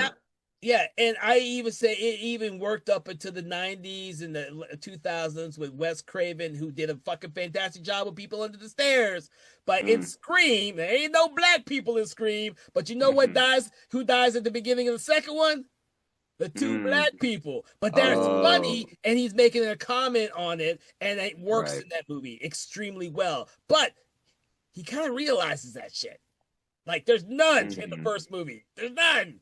And that's 96 or 98, and we were still seeing it in the 90s. That's what we saw as African Americans. We were still seeing that shit, dude. And it's painful to. I remember seeing H2O in the theater, and when LL Cool J like lived, the crowd exploded in cheers. It was the same with Deep Blue Sea. It was the same Deep Blue Sea, dude. He cheered. It's amazing that he didn't get more movies, because man, the reactions when he would survive in one of these horror movies, I mean, people would just, the women love. Well, yeah, that's a testament to LL Cool J's that's charisma as a performer. Peoples. It's charisma. I'm actually glad to hear that, you know, he had a hand in rewriting a lot of his dialogue, and that's why it pops. Because you're right, he writes a lot of great shit, and he's a director. He's a writer and an actor. So, you know, that's why it's my illusion that Michael Caine did the same thing, because his shit just pops off. Even I don't know what he was on, but like I said, it seems like he's enjoying the only person in this film that doesn't seem to be enjoying her time on this film that much is Lauren Gray, who just seems to be but then again, she is asked to be miserable a great deal. She is in this movie, but she has some great scenes with Michael Caine. She has some great scenes with Michael Caine. Well, and apparently she came out of retirement to do this movie. And then that was it. She was done again. Yeah. And this is what she does. Well, she probably like, I'm not doing that biggest of all the movies you get to actually kind of like understand the character a little bit, because in the other movies she's kind of a side character for the most part. Character. But even here though, I didn't think the character is that interesting to me. No, I know. And I have to ask you a question. I have to ask y'all a question regarding her. I was hoping the first time I didn't really have this thought the first time I saw it. I definitely did the second time. I kind of hoped that this would be the thing that happens in most legacy sequels, where it's a female character, that she becomes kind of a hardened, almost like Sarah Connor or a Ellen Ripley type thing, where she just goes on the war path to kill this friggin' shark. And you kind of get that when she sees the shark almost kill her 5-year-old granddaughter, who really by all rights should have been fish meat for the shark. It should have happened. It didn't. Because that would motivate better, I think. What you got she distracted does, by that other leg on the banana boat. I guess, They didn't want to show a kid get killed, dude. But it wasn't the other Jaws, the first Jaws. But it wasn't her kid. But anyway, what she does, though, my question is, when she gets on, she goes and basically steals Michael's boat and goes off into the open water to confront the shark. She has no plan. What do y'all think her plan was? Because to me, it sounds like she was going on a suicide mission. When she stares, okay, we're agreed. And she stares into the water, sees the fin coming, and says, "Come and get me, you son of a bitch." She wants to get eaten by this shark. Here's my problem with that. Is that to me, it seems like the character thinks her going out there and sacrificing herself is going to save everybody else. But why would the shark just stop? At her, exactly. You know, no, her thoughts from the very beginning of the movie is that the shark is coming for them. She's thinking that if she sacrifices herself, she can save everyone else. Well, that shark's still going to be hungry. Yeah, he's going to try and eat Michael too. And also, now that I think about it, and also, what makes her think that even after they've killed it again, because there's no indication in the dialogue that she doesn't not think that this is in fact the first shark that's somehow resurrected. Surely Brody would have told his wife, "Yeah, I shot that son of a bitch I shot the thing and I blew its freaking head off." And yet somehow she thinks it's back. There's never a dialogue that says, "Oh, well, this is a female great white. It must have been the mate of the first shark. I would have bought that." But no, they never make that. So there's nothing. So they do the exact same thing. The shark in the version y'all saw.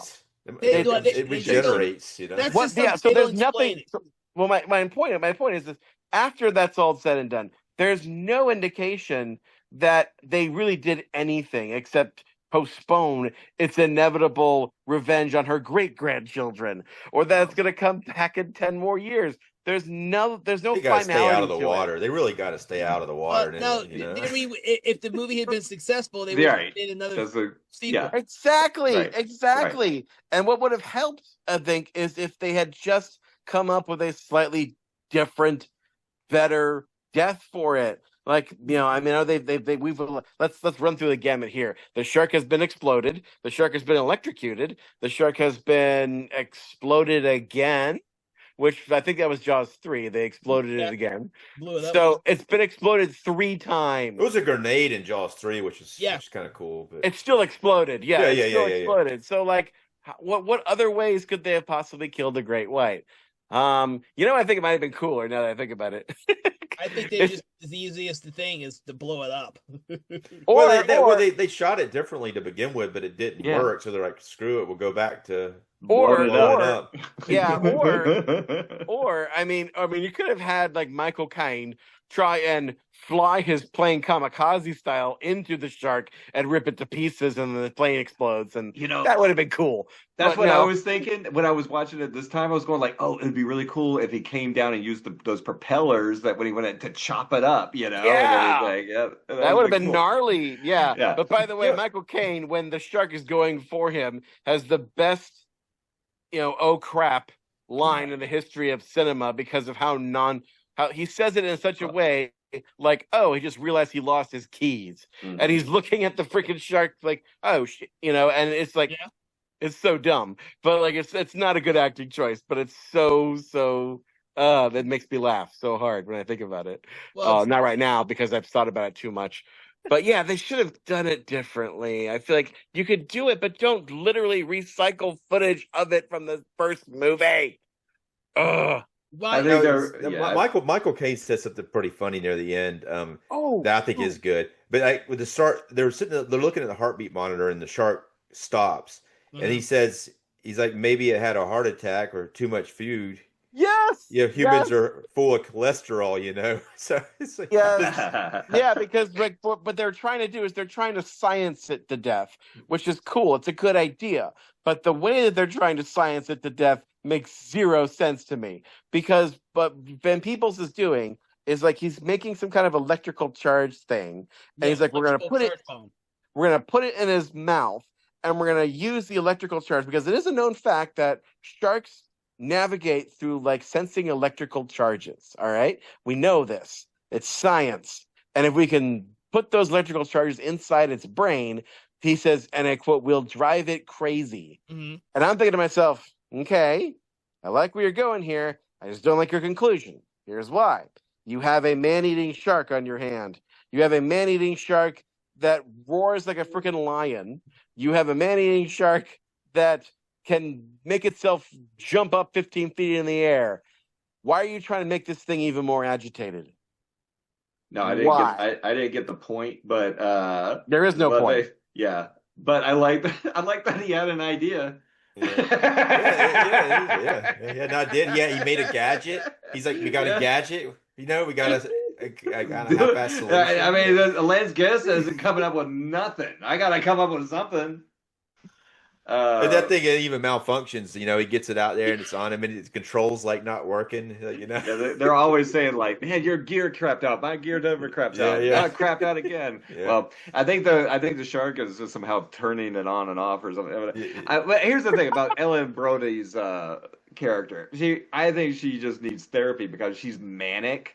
She's like, I mean, and it's really interesting. Lance Guest, he's not telling anybody about the great white shark because he is so used to like regulating his mother's emotions because she is a handful. Okay, I mean, yes, her son's just died, but you get like the rage cooking thing. I mean, this is stuff, and like her going into like a fugue state to go dance in the play. She's just like so and manic and sad and has not processed. I mean, I think we're in a very therapy state of mind these days. You know, just and therapy's okay now. You know, but probably back in '87, people didn't go to therapy to process their emotions and everything. And she is suffering, and Lance Guest is like suffering to like keep her cool. You know, I've got to keep my mother at a level state, so I'm not going to rock the boat. I'm just like going to trying to deal with her, watching her grind herself apart. Yeah, you know. You bring up one of the aspects that we didn't talk about, that which I really loved about the film, is the fact that you are absolutely right. You know, Michael's trying to keep his mother sane and level throughout the whole movie, and which is why he dislikes Hoagie so much. He doesn't understand why Hoagie hangs around, why his mother likes Hoagie, why any of that. And Hoagie is this carefree guy who has kind of picked her out of the lineup, because you hear that he's had many other girls all over the island, and it's almost like a project for him. You see it in the dialogue that the two have. It's like a project for him, and so that's her therapy without going to a therapist. Because you're right, people didn't go to therapy back then. It's like the movie should be called How Ellen Got Her Groove Back. Well, but the thing is, I think that works for the character through the film. I do think that that's one of the bad things about the ending, though, when she decides that she's gonna go out and sacrifice herself for her family. I was like, if you come back from that state where you were so depressed, to Hoagie being that almost little bit of guiding light, to go out there and sacrifice yourself. It's a really fast jump, because it goes simply from her seeing her granddaughter almost get killed by the shark to her going out there without getting an explanation or anything by Michael. Like, I don't think missing a scene there. I think she's like, sorry, go ahead. Well, no, it's missing a scene there where she kind of has to have that coming to terms moment with some other character, but she doesn't. She just, because of time crunch and everything else, which is how I kind of place it, she just goes out there. When the more logical thing would be, stop, talk with your son. She wouldn't have gone out there though. She wouldn't have gone out there, exactly. Yeah. Which is why, you know, I've always, the Ellen character is the one character I've already said is like, she's supposed to be the main character, but she's not the most interesting character out of the bunch. No, the only scenes that she's good in are the ones with Michael Caine. Michael Caine brings out stuff in that character that would not make her interesting otherwise. I think it's like weird the way she thinks that going out there, her whole thing is protecting her family. Yeah. But for some reason she thinks it's going to work. And for me, it's like, why do you think that's going to work? There's just no reason to think that. And it's like, there's no explanation of why she would think that going out there and sacrificing herself is going to save her family. She's not necessarily suicidal. She's being a hero. Yeah. Right. Well, yeah, she's trying to be a hero, maybe, but not suicidal. Yeah. But Michael would see her as suicidal.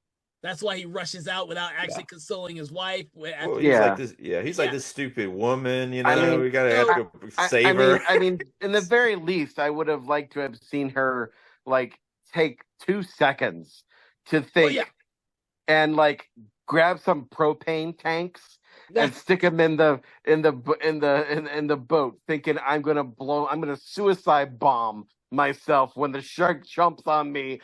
Click, boom. That would have worked for me. That would have made sense. But I mean, she redeems herself at the end where she drives the boat and like to get away from me, Hoagie. I'm this. She drives the boat into the thing, or a more extreme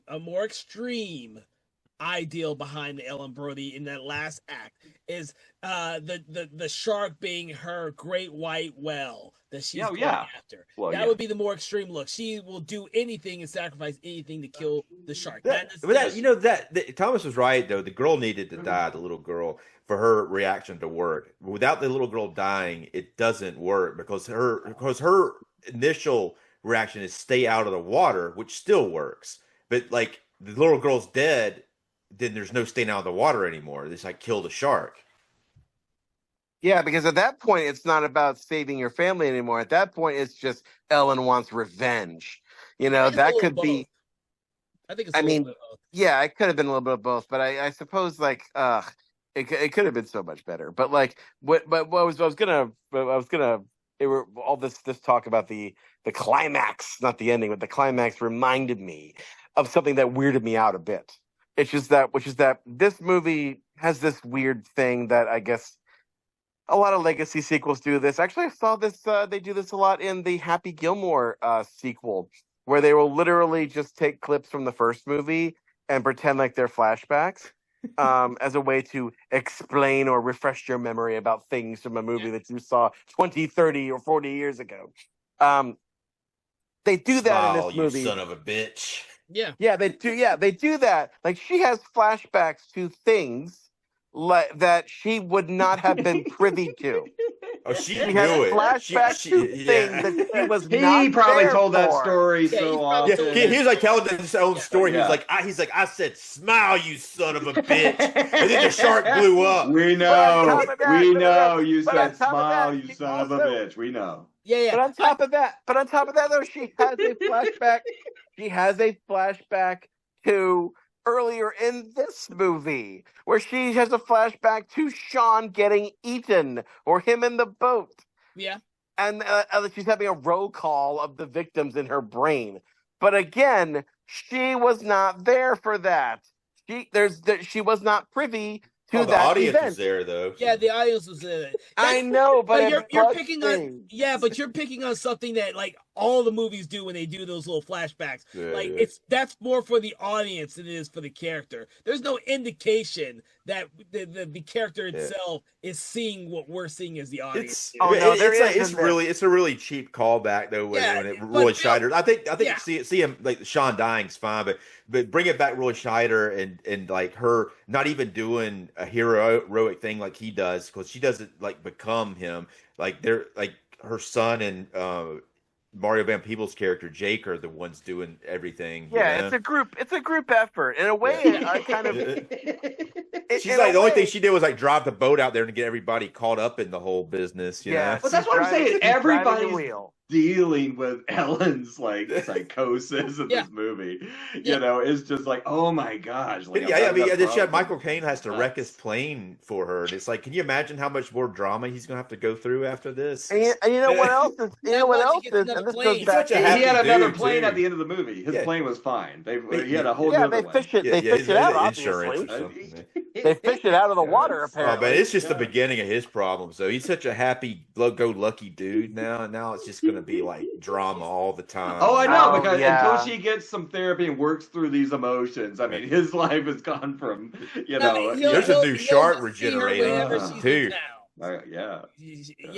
She doesn't stay in the Bahamas. So he'll just see her when she's in town again. Another one of his stories that he tells people. That's it. But she flies the whole. Oh gosh. So my thing with the last, after they have killed the shark allegedly, but they're all just flailing around in the water and in open water.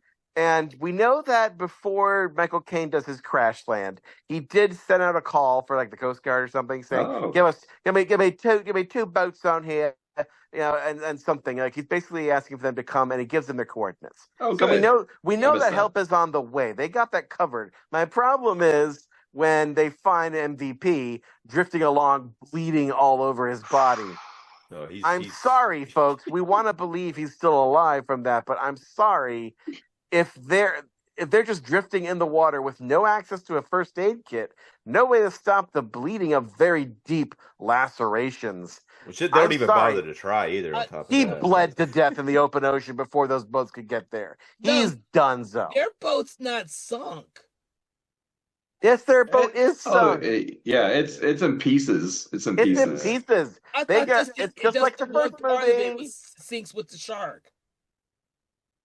Oh, okay. I think we're all right. So I don't remember. It blows up and everybody's in the water, and I think there's chunks of the they end up boat. in the I don't water. remember Ellen Brody in the water. Oh, It's she is. no, it's blown up. I don't remember exactly. It's weird. I don't remember it either. But there. So Michael Caine and Ellen Brody are like hanging on to one piece of the boat in the water, and then Mario Van Peebles and the other dude are like swimming. And I guess the water's strong enough to hold the blood in instead of having to put pressure on the wound. The water's doing it. Regardless, the first day it's not like they couldn't go surfing in the wreck to go get it. They're all divers and they're in the Bahamas, dude. No, they're lost half his organs, you know. Yeah. Also, not to put a dark interpretation on the last few seconds of this movie, but you know what, I'm going to do it anyway. The fact of the matter is that they're in open water in the Bahamas. Sure, there's no great whites there, but you have just created a huge thing of blood in the middle of the waters. Yeah, sure, there's no great whites there, but guess what? There's so many other different kinds of sharks out there. You have now created a feeding frenzy that's going to happen with a bunch of, say, mako sharks or tiger sharks. You got a bunch of different other schools of sharks that'll just swarm all over them. Basically, they're dead. They're all going to die out there before the Coast Guard even gets there. So I think the last unbelievably happy moments of this movie, where she gets into a plane and says goodbye to her family, is basically Ellen's Jacob's Ladder scenario, her last dream before she dies in the open water, and it's her flying off into the afterlife with Michael Caine. Because that's hilarious. That's actually hilarious. And well, Is his plane back? I mean, his plane shouldn't be back either. So exactly, it's in her head. And the fact that Lance Gibbs isn't divorced in that last scene, and they're happy and waving goodbye. And did you see? And also, did you see like her face? Like when she grabs his face and kisses him, he's like, "Are you sure you're going to be okay?" And Lance Guest's reaction is no words. He just looks at her. He doesn't say yay or nay. But we know that poor guy, he's never going to be right. He is so traumatized. I don't think even if he survives that, I don't think he survives mentally. He's going to get divorced. He's going to get depressed. Oh, and by the way, after all is said and done, they didn't really get any real data on this great white shark. So their whole scheme to get more money and grants and be a doctorate, guess what? They have totally curtailed any hope of getting that. That guy, I'm sorry to say, he'll probably commit suicide a couple of years after this movie. You're too far. Well, He's donezo. So in a sense, the shark has succeeded in his quest for vengeance in one way or another. That's really far out there, Thomas. Yeah. You know. I think the scene to mean what it means when we see it, but it is really cheesy and like odd. It really should have just ended in the water, you know. Well, it's like the other movie did. It's like it's so weird they added a coda scene on there that's just like it's everything's closure. fine. It's closure-ish. But there's closure at the end of the first movie when in the world of the Jaws franchise, it's closure for all these characters' story. If this was successful, I doubt they would have gone back to this family. They would have tried something new. It's closure for all their stories. They can start something new. Even if Lauren Gray, who they got out of retirement to do this one, I doubt she would have came out of retirement again to do another one if this was successful. None of the other actors wanted to come back already. I guarantee you this was not ever designed to be the last one if it was successful. They would have tried to find a way to do more Jaws films, just like they did The Exorcist and everything else. After, we couldn't get Linda Blair to come back for a third one, Exorcist movie, but she did a second one. Well, we got to start over and do something completely different. So let's steal a book that wasn't really The Exorcist and make that into an Exorcist movie. Yeah, I think I think if this movie was successful, even if it had a monochrome of the success of, say, Jaws 2, which wasn't nearly as big as the first one, but it still made a great deal of money. I think we definitely would have found ourselves in the Back to the Future 2 timeline, where because by the time Marty McFly goes to the future of 2015 Hill Valley, he sees outside the theater Jaws 19 in 3D, and the computer generated, which by then surely the shark would have been fully CGI. Comes out and tries to hit him, and of course tries to eat him, and of course he's like, shark still doesn't look real. And you know what? He's right. Even by then, the shark still wouldn't look real.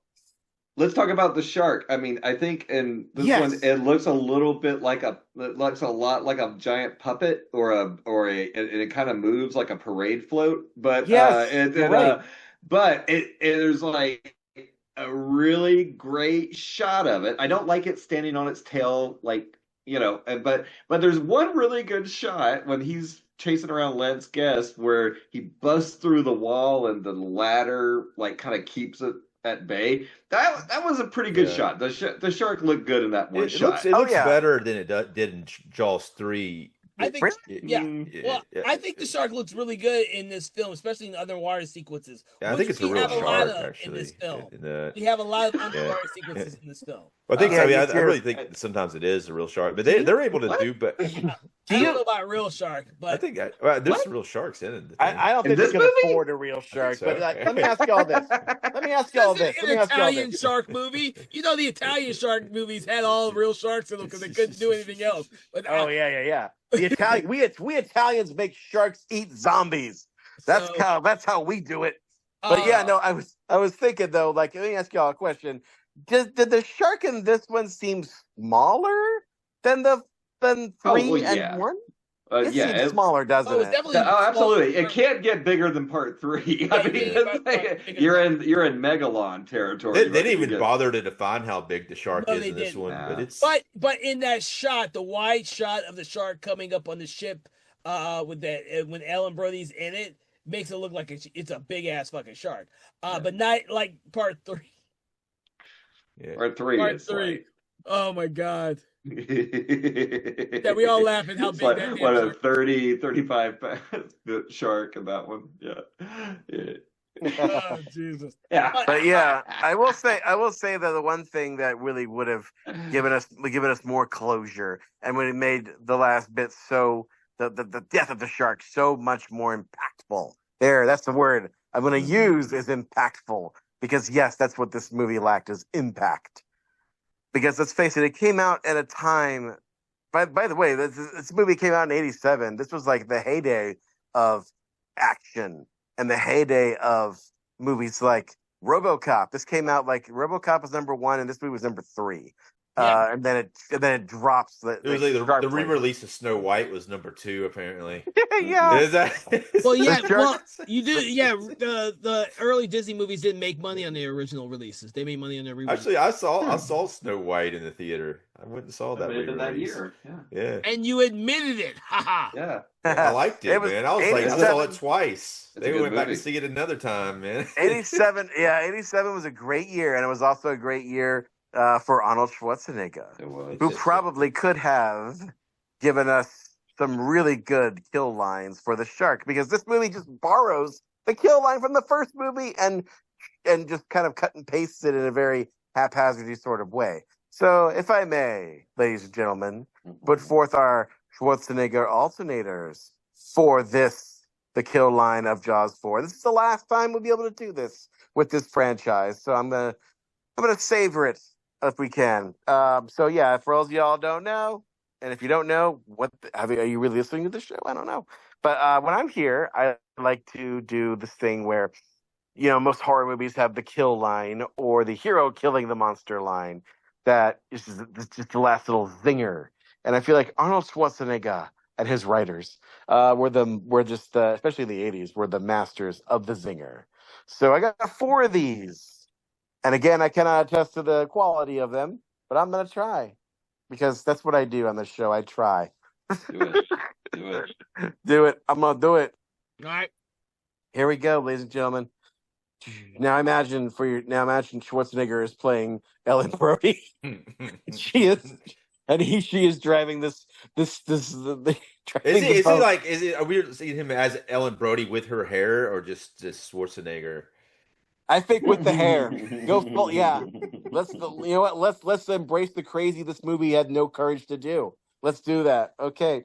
So Schwarzenegger is Adam Brody. And then picture her just ramming the shark with the stick. And she says, "Fish on a stick, my favorite." Number 2.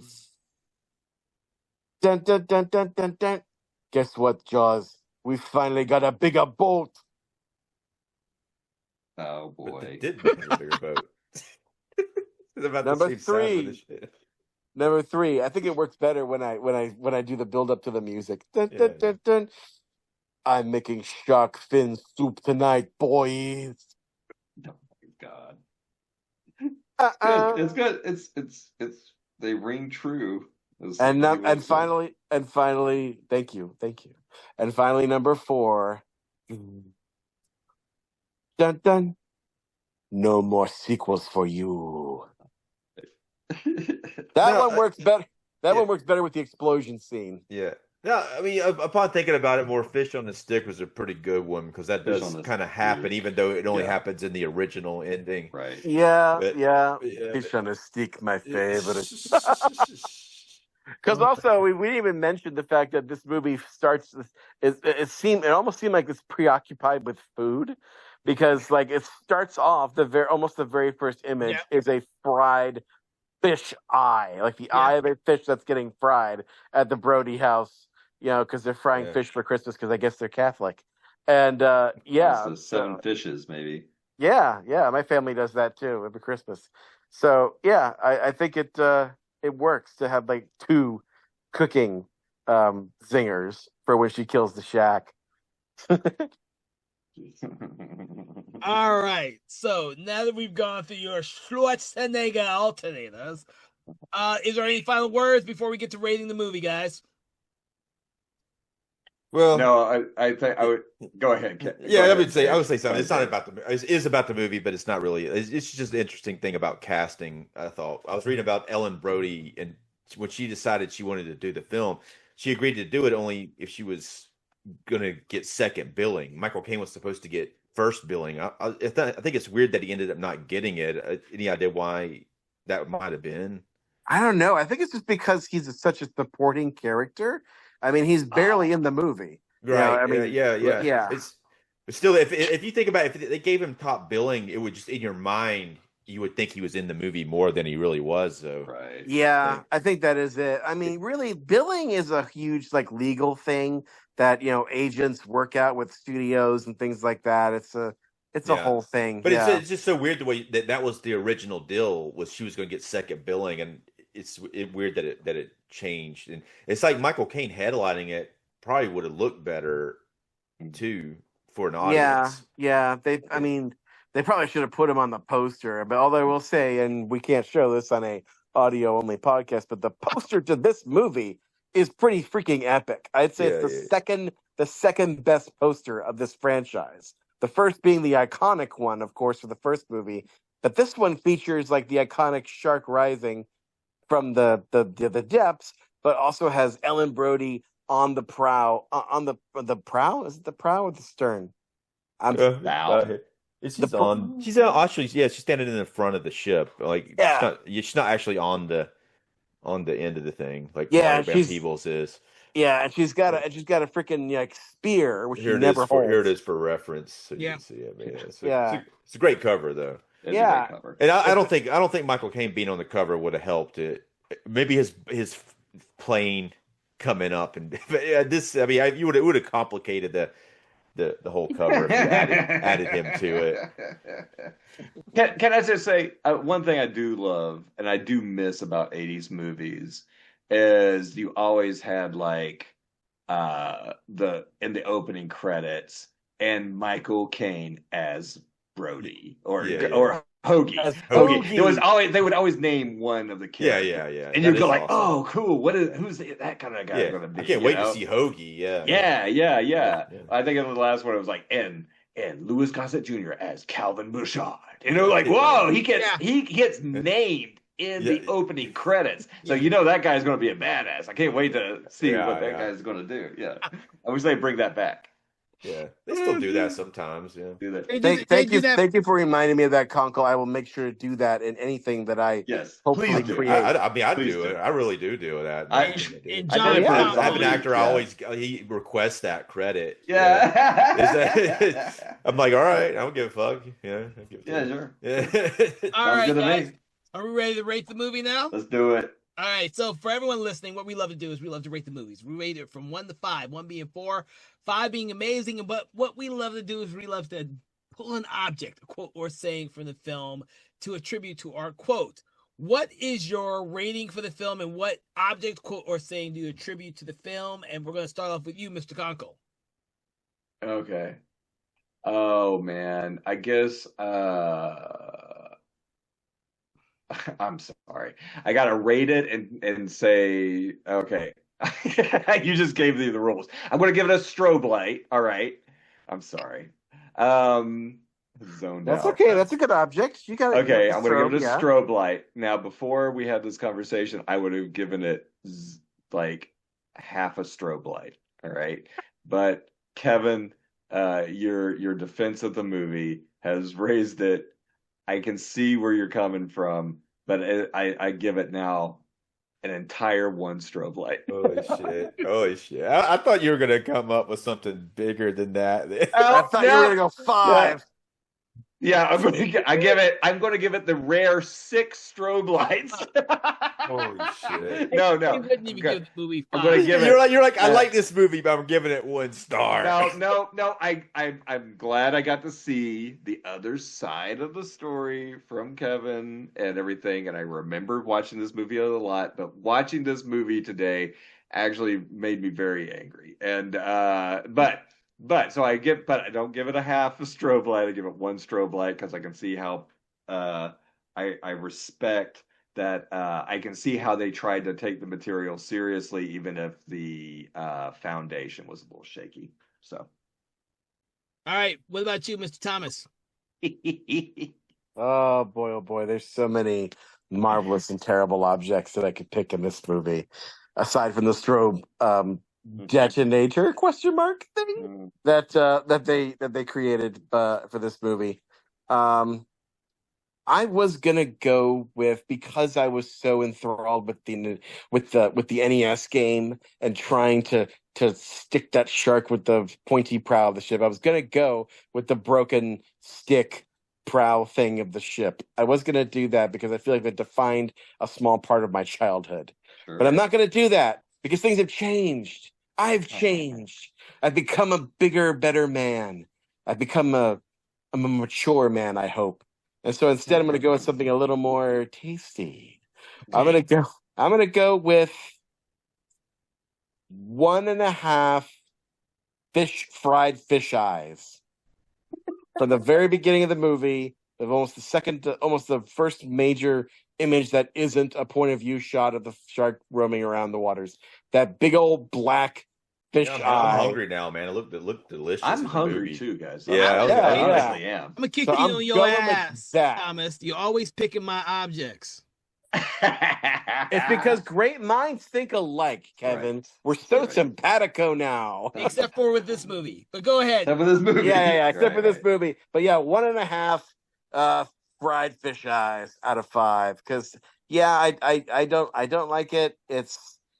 I'm glad I saw it again though, so that I could not think about it again. I did learn from the badness of this movie. I did learn that, no matter how much you work at a turd, some turds just cannot be polished that much. But I also learned that there are things that can make the turd more bearable. And I also learned that sometimes the impaling of the shark is so much better than seeing it explode. Oh Jesus! And what else did I learn? I learned that that the Bahamas are great and Hawaii is probably better because that's where they actually shot this movie. In fact, my wife keeps telling me that she wants us to go live in Hawaii for a year. And I keep telling her, well, then I guess I better write a script that's set in Hawaii so we can make that movie. You can live in Hawaii while you're shooting the movie for a year and then come back to the States. That would be perfect. So, Lord willing, one day, let that happen. All right, what about you, Dave? So, like what you said about the polishing of a turd, I think it's the polishing that's the problem with this movie. It's also what makes it good is also what makes it bad. Because the polished part is good, but then it doesn't. But then the foundation is what makes it not work. Because they're trying, like I've said it several times, they basically treated it like it was a good movie, but didn't quite. They didn't have a good foundation. No. Now I'm going to give an honorable mention to Carla Brody's panties that she slingshots at Mike. That's not the one I'm going to pick, but I'm close to it. I do like them a lot, though. Yeah. But what I'm going to pick is the banana boat leg that gets eaten. Yeah. And I'm going to give it 2.5 of those. Not bad. That's pretty respectable. I'm gonna go a little bit more subdued with this film. And you all know out there I usually go really violent, but we've already talked that this movie isn't that violent. So I'm gonna go with the conch animals or the shells they're tracking. Okay. So I'm gonna give it that these two guys, Mario Van Peebles and Lance Guest, are only tracking 3.5 conchs. Yeah. So bad, that's very generous of you. Yeah. But like I said, we hear the reasons why. Yeah. I'm not gonna, well, we've already talked about those. Yeah. That, I'm not gonna change the thought processes for the film because it is even though it is a product of its time. And for the time in which I watched it, I still watch the film under those same kind of I don't even know where I'm looking. Those same kind of ideals and stuff like that. This is not the same as if I was watching the movie for the very first time now. Right. If I had watched it now for the very first time, I would be closer to everything that you guys are saying, but that's not when I watched it. That's not what I grew up with. This is why the second Jaws is considered the worst one to me, because it's the last one I saw. Right. It is the one I enjoy the least.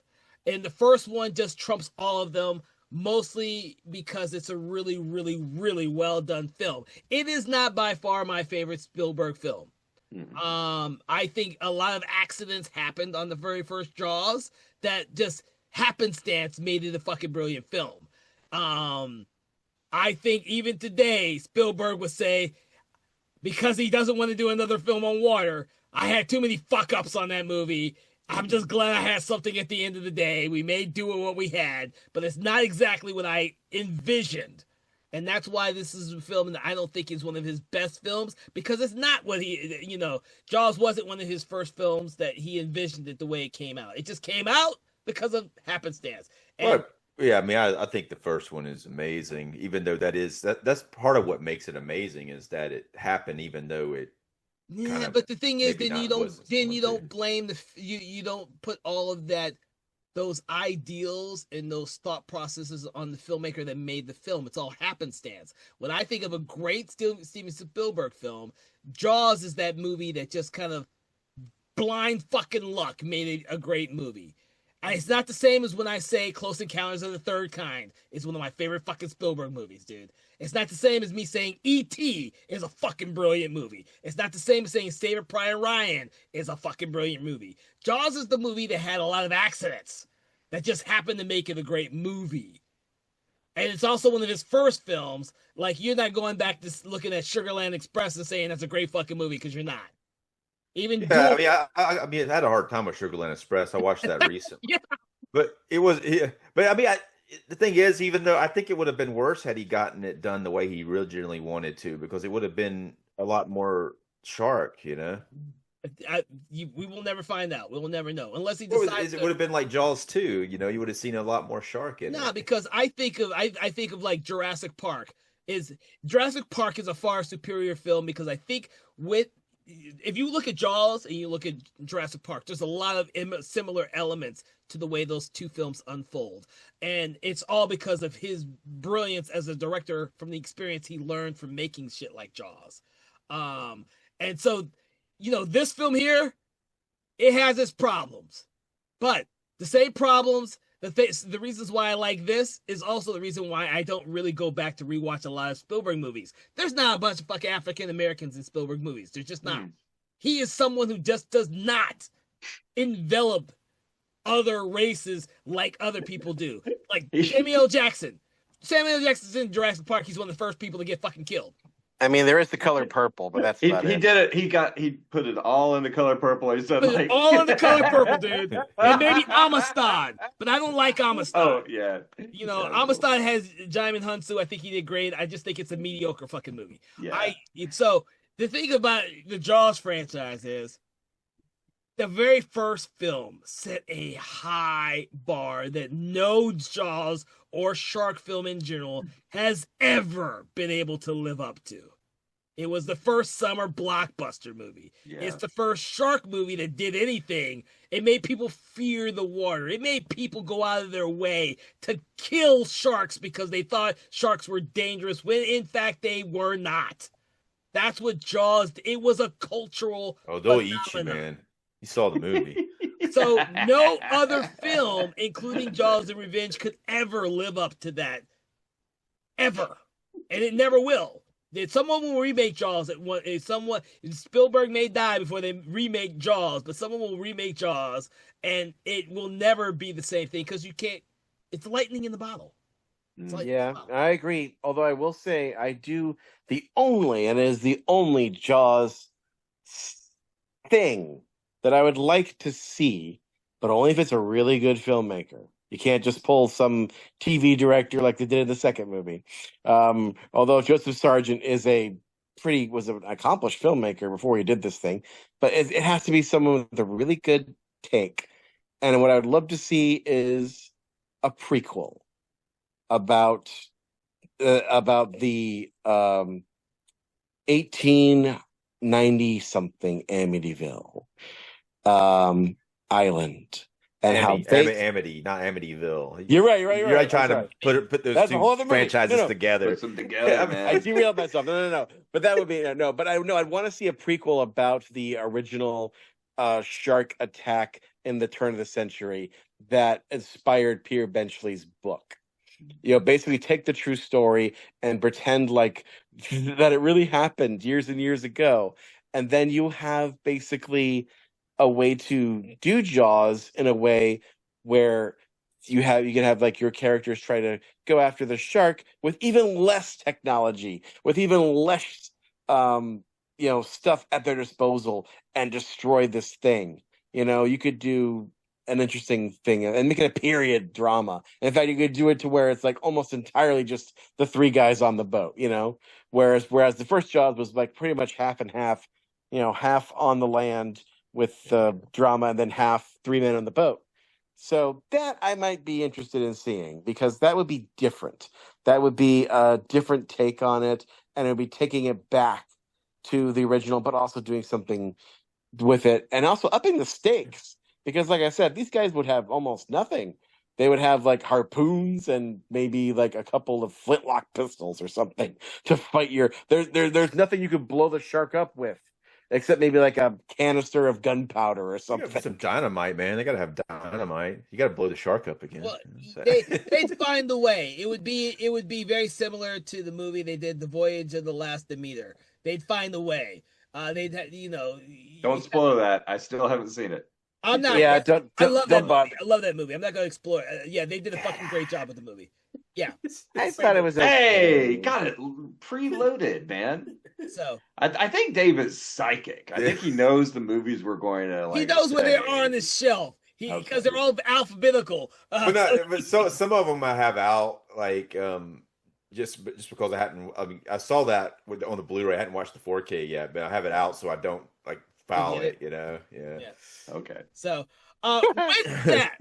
with that, I want to thank everyone for joining us on this conversation in horror. I hope you, the audience, have enjoyed us talking about Jaws: The Revenge. Please make sure to check out the other 3 episodes that we did on the rest of the franchise: Jaws, Jaws 2, and Jaws 3D. You can get them all at the same time today, so it should be an amazing all-day experience if you want to listen to us talk about Jaws movies, or just take them as they come during the week, please. I recommend listening to them all together. Full effect. Yeah. Full effect.